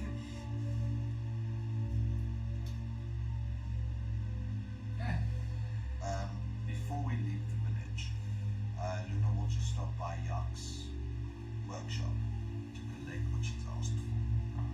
He finished up the warhammer handle and the axe handle, and you notice it's a quite a well-shaped handle. It fits very comfortably in your hands, and you notice the not really pommel, but the bulge at the edge makes it very, very convenient to swing it and not have it swing out of your hands.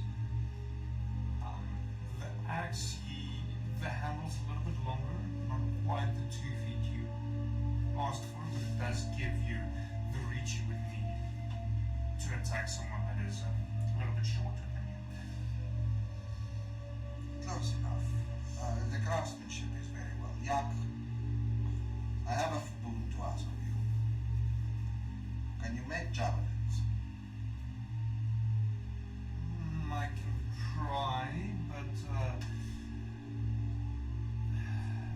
weapons aren't really my speciality. The weapon parts is already made, I just changed the handles.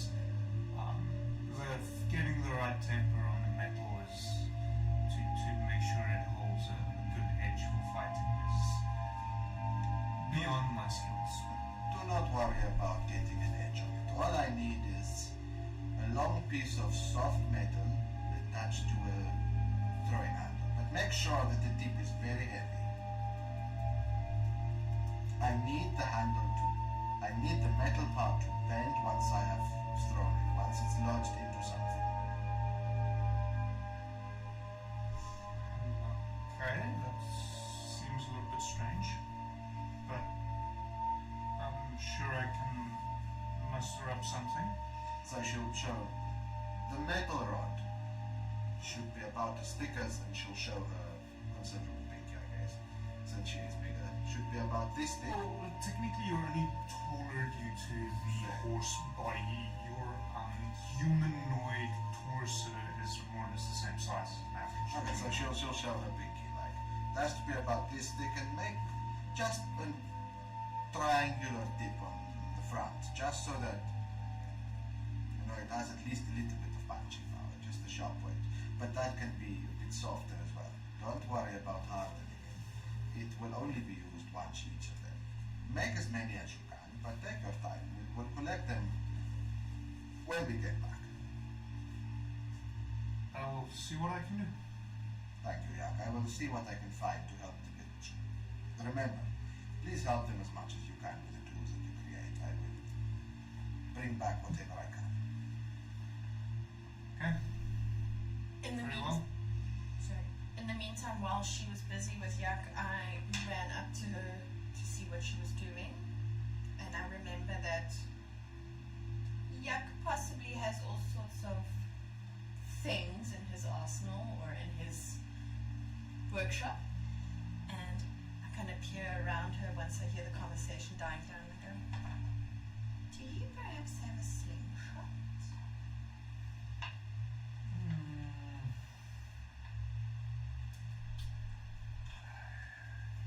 You may need to make one yourself or find it elsewhere. It's, I think the next village over the shepherd boys, they tend to use them.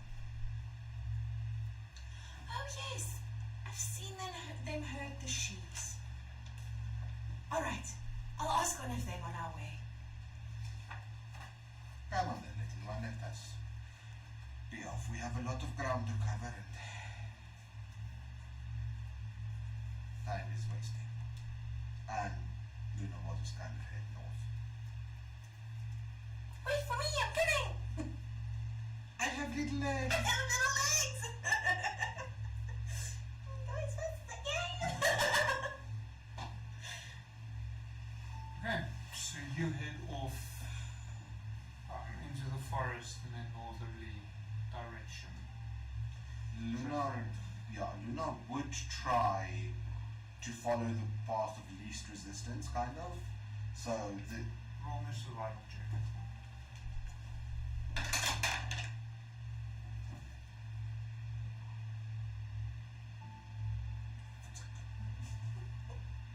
so So that is going to be 17. What was wrong with that? No. I just. Oh, wait, sorry, you're used to high level. Yes. Yes. Welcome to level 2, Mike. Sorry. This is taking a lot to get used to since the previous years of playing D&D. Welcome to my level. Well done. It doesn't take too much. The forest is quite dense, but you notice there's what seems to be more animal paths that you're able to follow. Some of them do appear to wander off, forcing you to come back a little bit, find another path to continue heading north. It doesn't take long before you are overcome by the stench of burning flesh.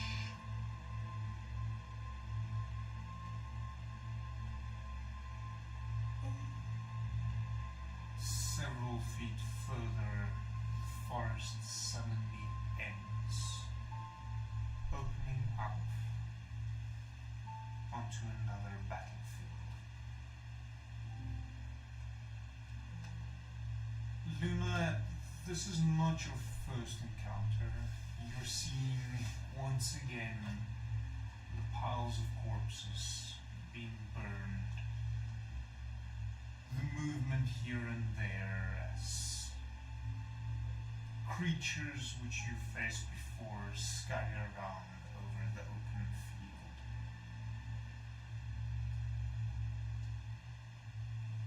Looking around, you notice off in the distance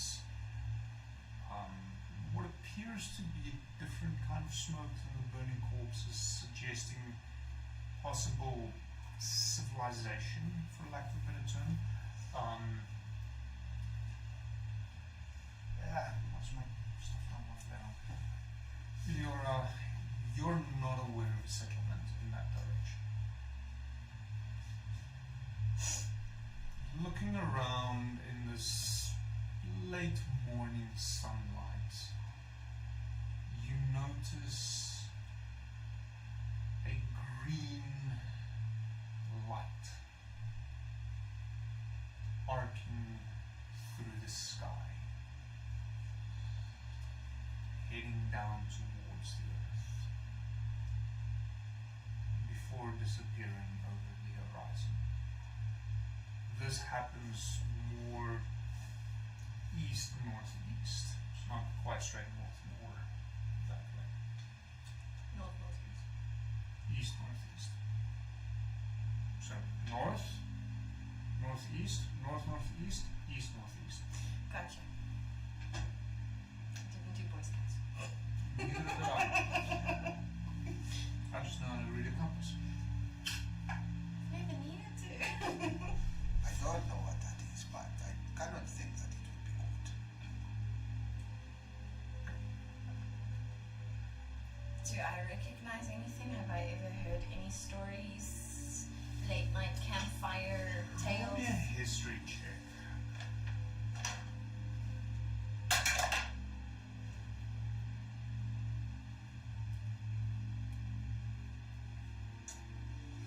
That's a 15. This is unfamiliar.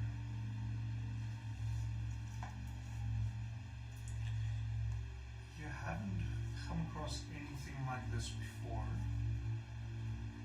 Then again, considering the past couple of weeks, it's also not too abnormal.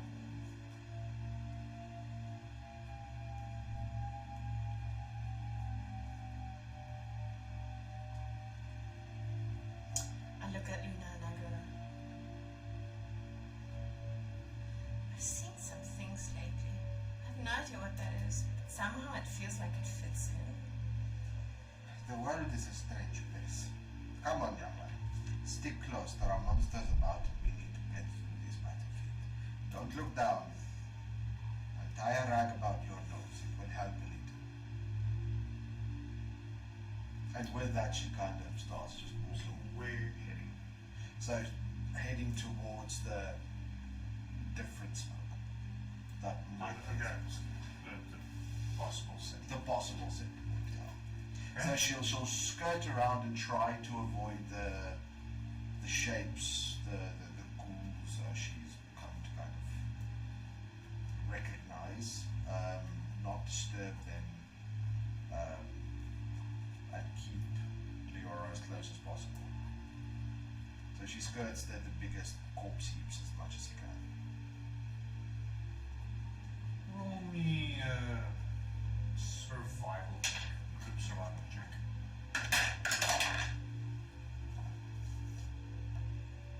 19. Yeah, that's 10. Oh, okay.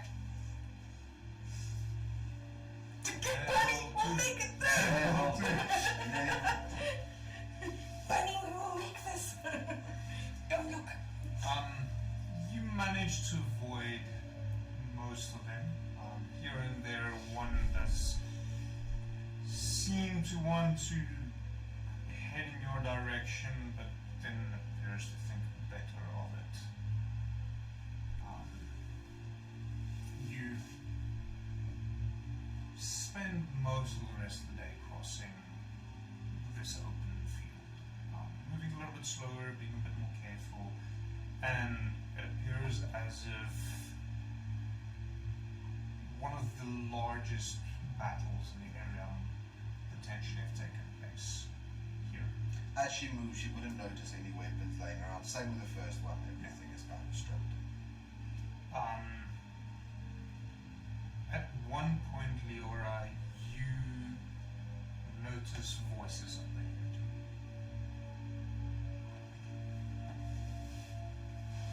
Can I detect what language, or would it be hear what language they're speaking?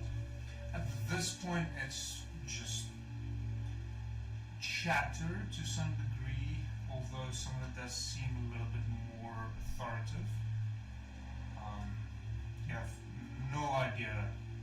At this point, it's too far to really make out what they're saying. I hesitate ever so slightly, trying to pick up on vibes to detect whether would it be wise to advance, or am I getting a feeling of those are bad soldiers? Roll insight.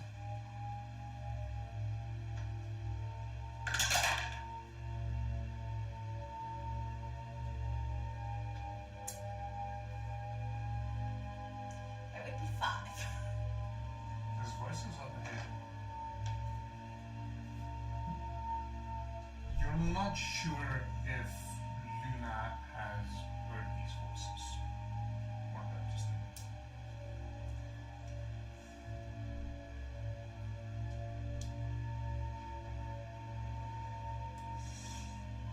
As I kind of hesitate, I put a hand on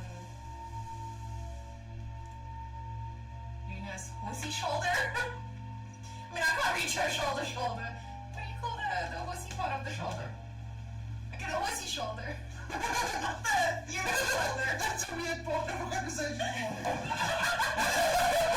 Welcome back, Maya.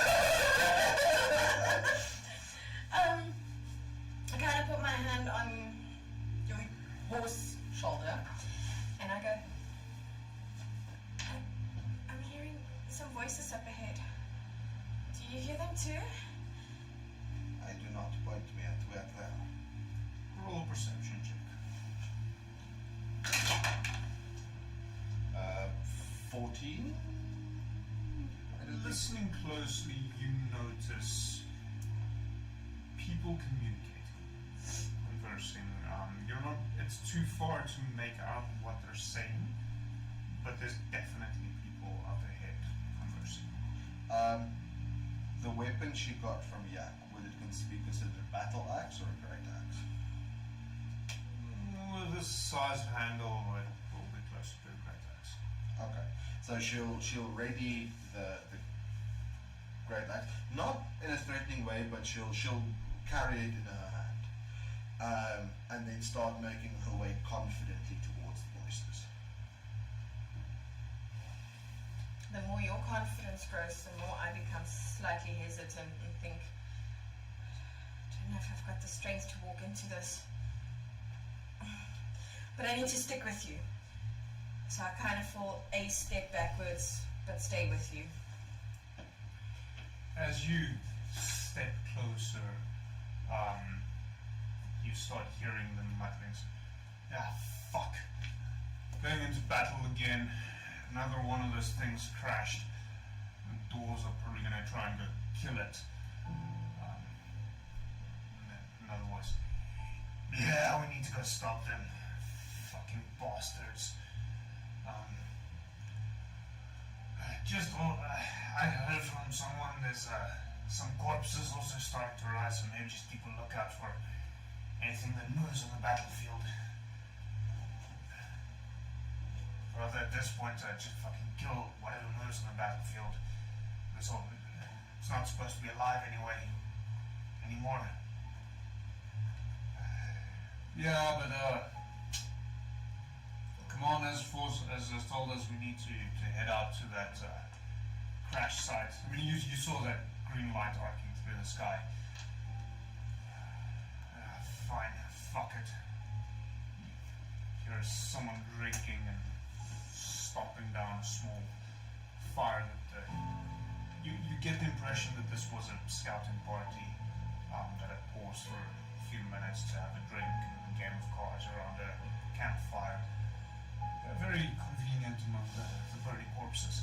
And they start shuffling off to more to the east to where this thing had crashed into us. Would she see how many there are? Was she close enough? You were able to make out two voices with another probably two or three grunting in agreement or disagreement. So presumably five, but you're not 100% sure. So, Leora, you can see Luna kind of tensing up a little bit.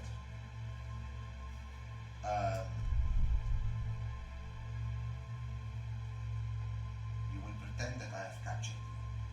You are my prisoner and you are carrying my bounty. Do you understand? But I can You will pretend. You will help if a fight breaks out, but you will pretend. Yes? Okay. Good. And she'll kind of trot after them. Ho there! One turns back, so where the fuck did you come from? Me and a couple of my friends went raiding and we found some things, but they got cut off. I was hoping that you can direct. One looks over. Oh, some nice things I see. Oh, very nice things, yes. But she's not for us. Fuck, I thought you'll give us a turn first. Nah. She's for our leader, but Yeah, fucking selfish bastard. I know he's a cunt. But I'm gotten lost in this forsaken place. Can you direct me to come? Well, he points off a little bit more, a little further to the north, but it's that direction, but considering current situations, it might be best to cut her loose and follow us. If you return to camp now with that fucking shit going on, you're setting yourself up for a flogging. Ah, Don't worry about her, the ghouls will get her. Nah. We fought hard. I got betrayed by some of my own for her, so I would like to keep her intact. Where are you heading? To the crash site. Didn't you see that thing arcing through the sky? Another one of the fucking creatures popped through. And we're sure the dwarves are gonna try and kill whatever it was.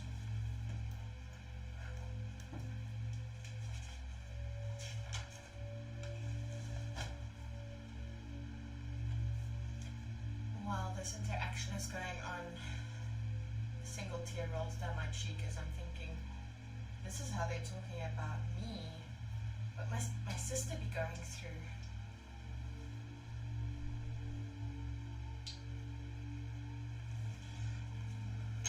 Alright. I came from the forest. It was difficult to see anything through the undergrowth. How many of them are there? You spot a squad of 10. Right. Various sizes. It's a combination of human, orc, some creatures you haven't encountered before. This is a rough squad, probably a bit too much for the two of you to take on. Oh, I tell you what, I got no sleep last night, but I will rest here and join you shortly, after an hour or so. Should we leave one of us to assist you with this one? Aye, you can leave one of us. Perhaps someone that can help me mend some of these and she'll turn.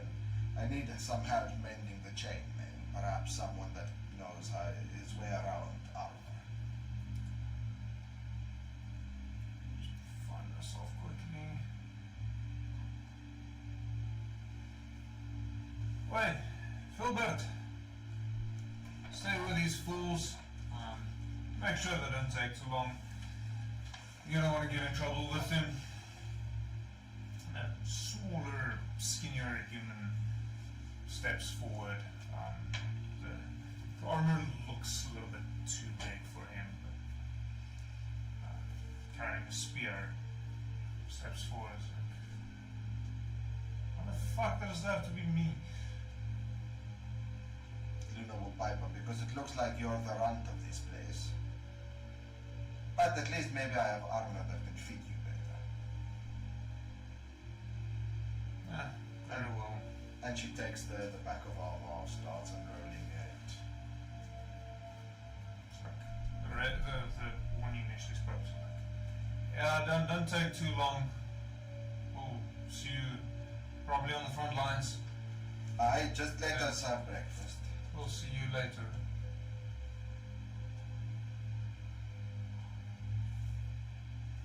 And then she'll continue unpacking the whole. They turn and walk off. So Luna will kind of come, take off that armor, let us see what will fit you. And she'll pick up this very nice chainmail. That's probably a bit of an upgrade. I thought you were wearing a channel. No, she doesn't wear it. Okay. No. She just rolled everything up and carried it over her back. She's not wearing it. Okay. So she will hold up this chainmail, which is probably a step up from what he has, as I can gather. So, well, he's wearing ill-fitting leather armor, but the chainmail is also too big. So think Lord of the Rings, Gimli falls to the floor. He doesn't say it's tight around the chest. Yes. Loose. You see, maybe if we just take out some of these rings, it would fit you. Yes? Yeah, like half of them. Perhaps some of this other leather. You cannot look like that. Come on. So he kneels down, starts looking at the, specifically the smaller cuirass of leather armor. So she'll wait until they're well out of earshot. They've pretty much already left. She'll decapitate it. As he leans over the armor, she'll Roll attack, I'll give you advantage.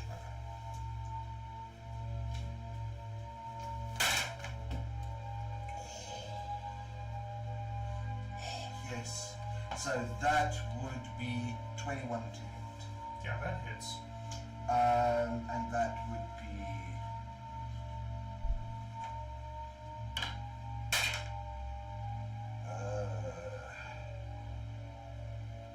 12 points of damage.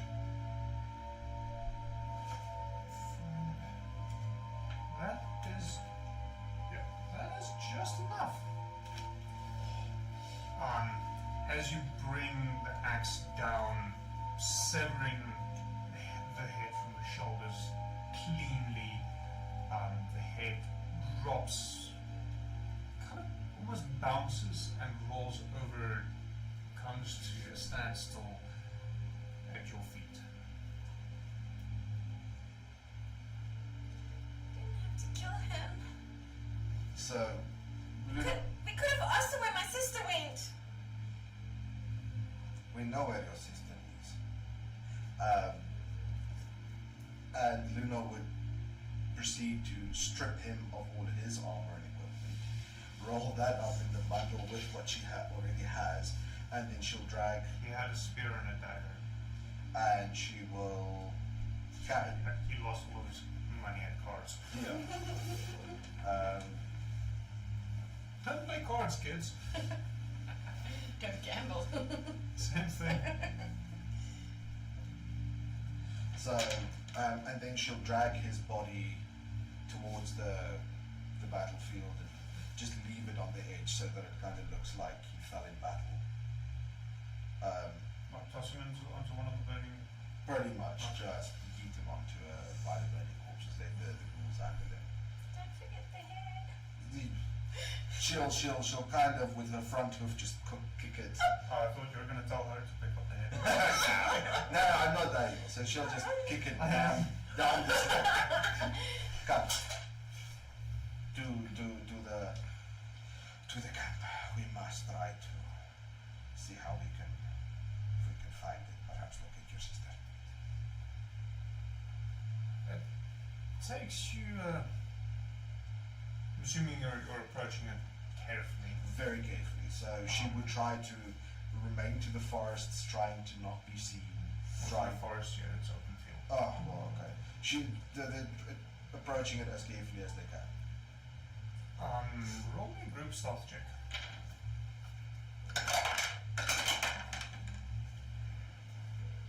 15.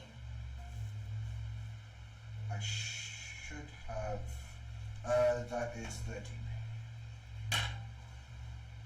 You're able to approach it quite stealthily.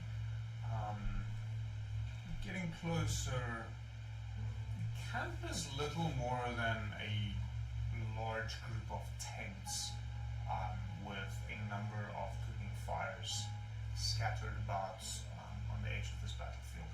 It's not the neat formation with the wooden palisade around it that you saw the prequel 2 days prior. This is ramshackle. There's kind of a border drawn around it, but not much. From what you can tell, camp is quiet. No guards, no sentries. Do you have rope? Yes, I do. Yes. Take off my backpack. It will probably be tied to the side of the Or backpack. take it off the side of the backpack. There you go.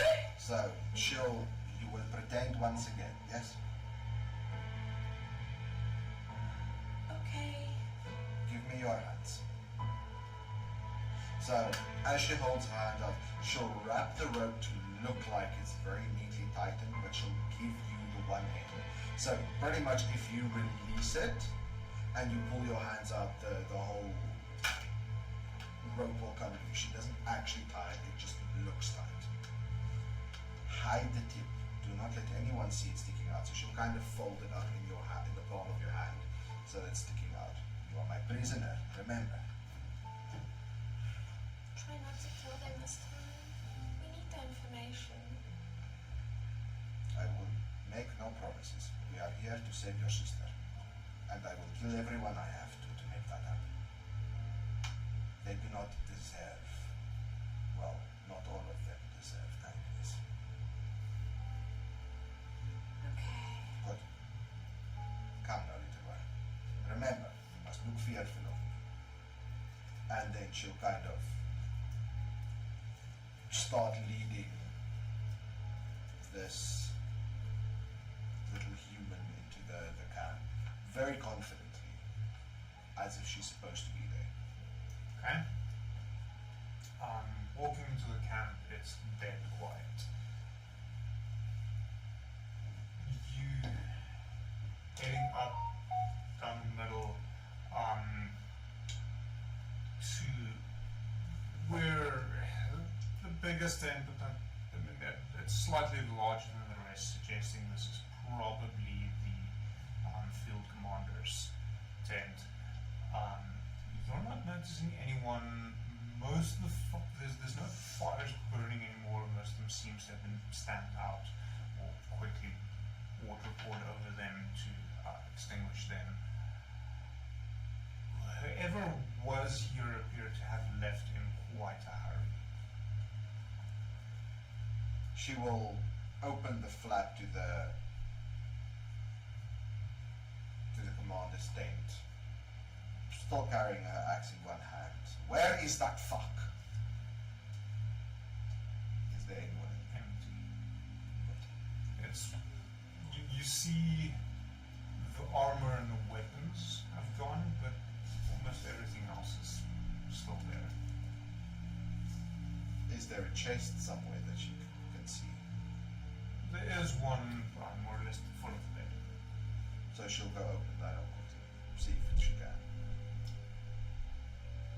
Appears to be mostly scrolls and maps of the area, rather than traditional treasure. You're not quite sure what these are for, not being particularly fluent in reading or knowledgeable of the specific area. Roll me I'm going to say intelligence check.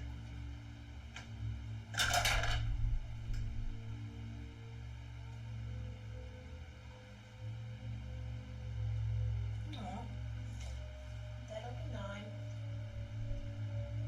It seems like your area, but there's also a number of markings that is out of place. So you're not quite sure if this is your area or if not. So, Luna will kind of hurry Leora on, like, go, look through all of the tents. Pretend that you are supposed to be here cleaning, I don't care. Go look through the tents, let us see if we can find any trace of your sister. Go. Okay. And Luna will also kind of rush off and checking all the tents she can, seeing if there's any form of life, any sign of the white-haired girl. Roll me separate investigation checks. Not 20.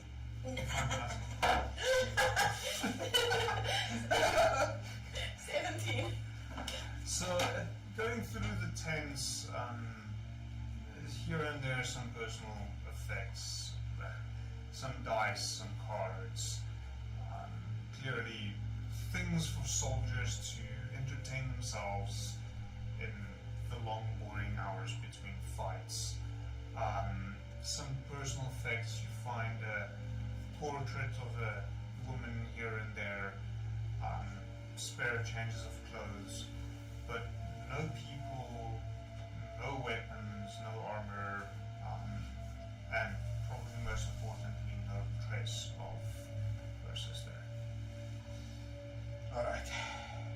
So this only means that we must head to the battlefield. Perhaps we could get a better idea of what is happening. Come along. After finding her, of course.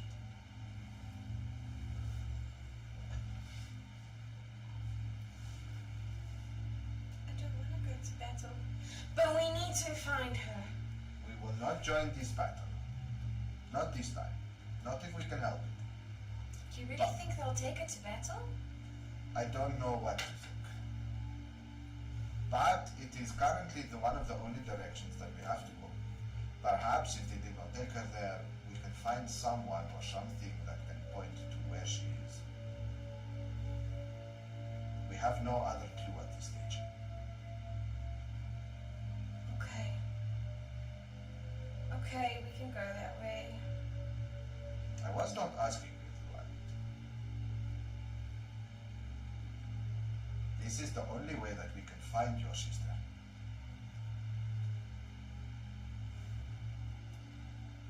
Okay. True. So she'll kind of lean down, take your face into her hands again. I know that you do not like the sight of death, and I know that you do not like killing. And I would very much like it if you never had to kill anyone again. But to save your sister, some lives will be lost. I know. I understand. But I'd much rather heal them than hurt them. Unfortunately, there are some diseases that you cannot heal. Not with any amount of magic. Diseases of the soul. These are all rotten. They're not all bad. Perhaps not all, but most are. If we find a good one, we will save you. But Promise? if we can, Okay. come on. And she'll kind of head towards the east, I believe, with the... We're north. It's from where you are now, it's more directly to the east. Okay. As you set off, the day has been long. The sun starts setting. There's a faint, very strange green glow behind you as the sun sets. Very unnatural. Behind us. You're heading east, the sun sets in the west. But what? I thought the crash thing was green. That it was green as well, yes. Wait, so there's green behind us as As well? the sun is setting, yes. So as the sun is setting, instead of your traditional orange-red, it's more green. It's getting dark very quickly. Luna will kind of lead Leora. Are we heading into forest again or countryside? So there's this forest close by. You would be able to head in there and maybe find some form of shelter. Luna will lead Leora in there. Find a place to rest first. Okay. Also construct a type of healing too if she can. Yeah, it's forest. There's a bunch of loose branches. You can find some rocks and so on that you can use as support as you finish off the day. And that is where I shall call things tonight. So, Karla, welcome Thank you! Welcome to the madhouse. to the insanity that is the D&D that I run. So someone like Mike will tell you it's probably not that bad, but So far so good. Yeah, if you had second thoughts, it's too late now. Yeah, yeah, I did. I'm officially in it now. I did warn. I haven't finished setting up the stream displays and so on, but there will be a content warning for this campaign. We are dealing with some darker, more sinister themes, such as the horrors of warfare, the cruelty of mankind. So this campaign is very much more geared to a more mature audience. But we'll have those. The disclaimers and warnings up in the future, because yes, there will be some darker themes. Obviously, the plan isn't to traumatize anyone or to scare anyone, so there are things in place with us as players with this, so that should things go a little bit too far, we will stop it. So please, for everyone playing and watching, don't stress, but it's going to get dark. Along with that, you get effectively a short rest, so I think that means absolutely fuck all for you right now. You haven't lost any HP or spell slots. However, this is the point where I let the two of you know you get your level 3.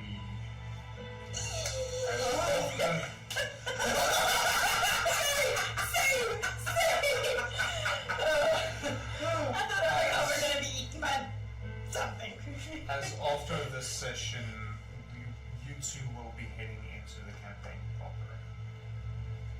So, you can roll your hit points now and start changing that, and then change up your character sheets as required. Level 3 is where you get to choose your subclasses, where you start getting specialized a little bit more into things.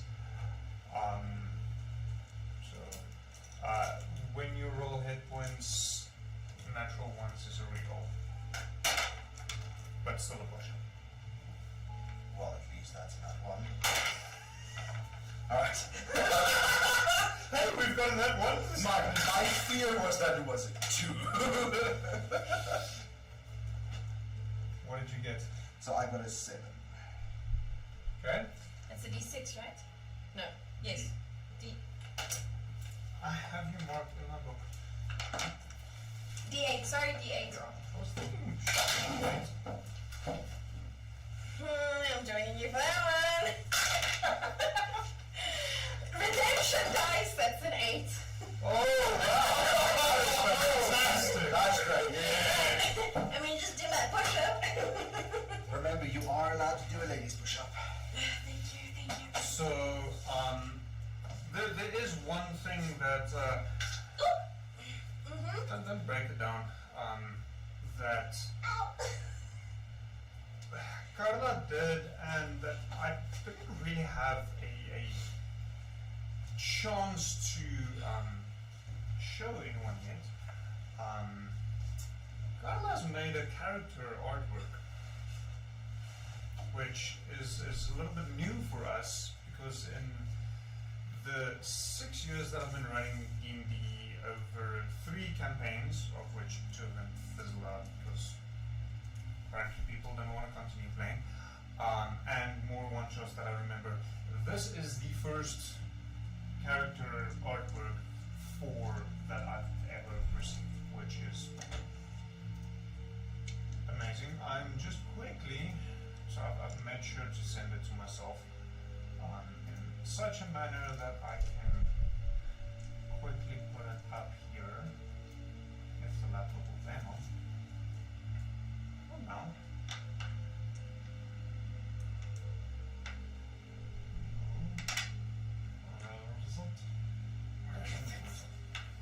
Earth precious. Disclaimer, I have not drawn in years. Fucking awesome if you ask me. Oh no.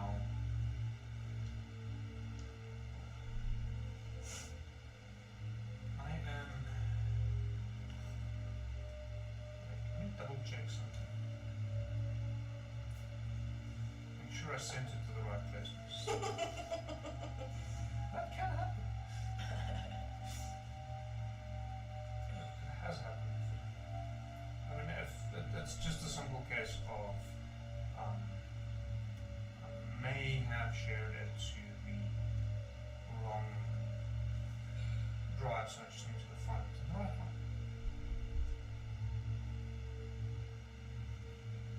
Should be there momentarily. I promise.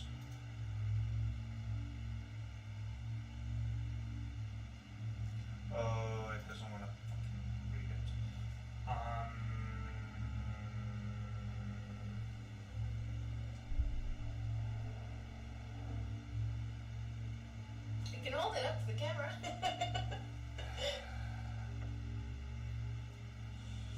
As simple as that might seem, the color and so on doesn't really transfer that well.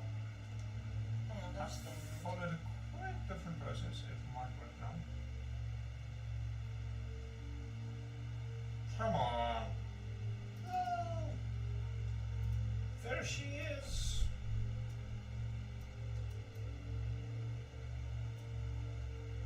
So that is what the aura looks like. That is. And there's a little burnt tiggy as well. Yeah, we knew about that part. It may or may not have been planned. If I could know, like at this stage, I'll draw a stick, say, but that's about all matters. That's great. So, for everyone else playing in my campaigns, that includes both Deum Fieri, as well as the other campaign I'm setting up, the bar has been set. Very high, but it's been set. No pressure. No pressure. Thanks, Matthew. Matthew's response: she's going to look like a serial killer by the end of the campaign.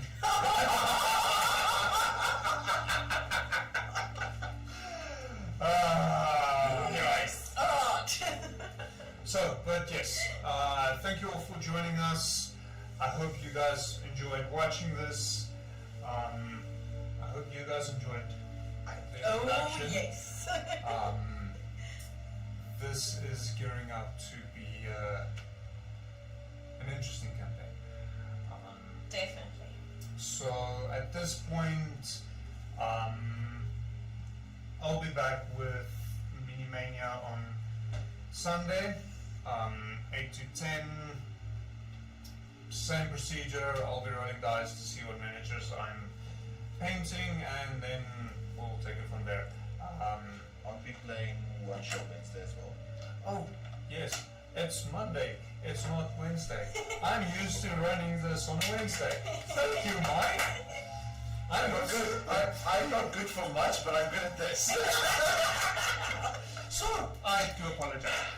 We'll be seeing you on Wednesday, where Matthew will be running another one-shot for us. That should be quite fun. We are leveling up to level 4 now. Mike needs to make a character. He will be joining us for a change. So it'll actually be the entire group, and I'm not running the game. But yeah, so one shot on Wednesday run by Matt, and then Sunday Mini Mania, and next week Monday I'll be back with another character introduction. Matthew, you're up this time, so we'll see how that goes. Thank you all for joining. Have a lovely evening. See you on Wednesday. Bye!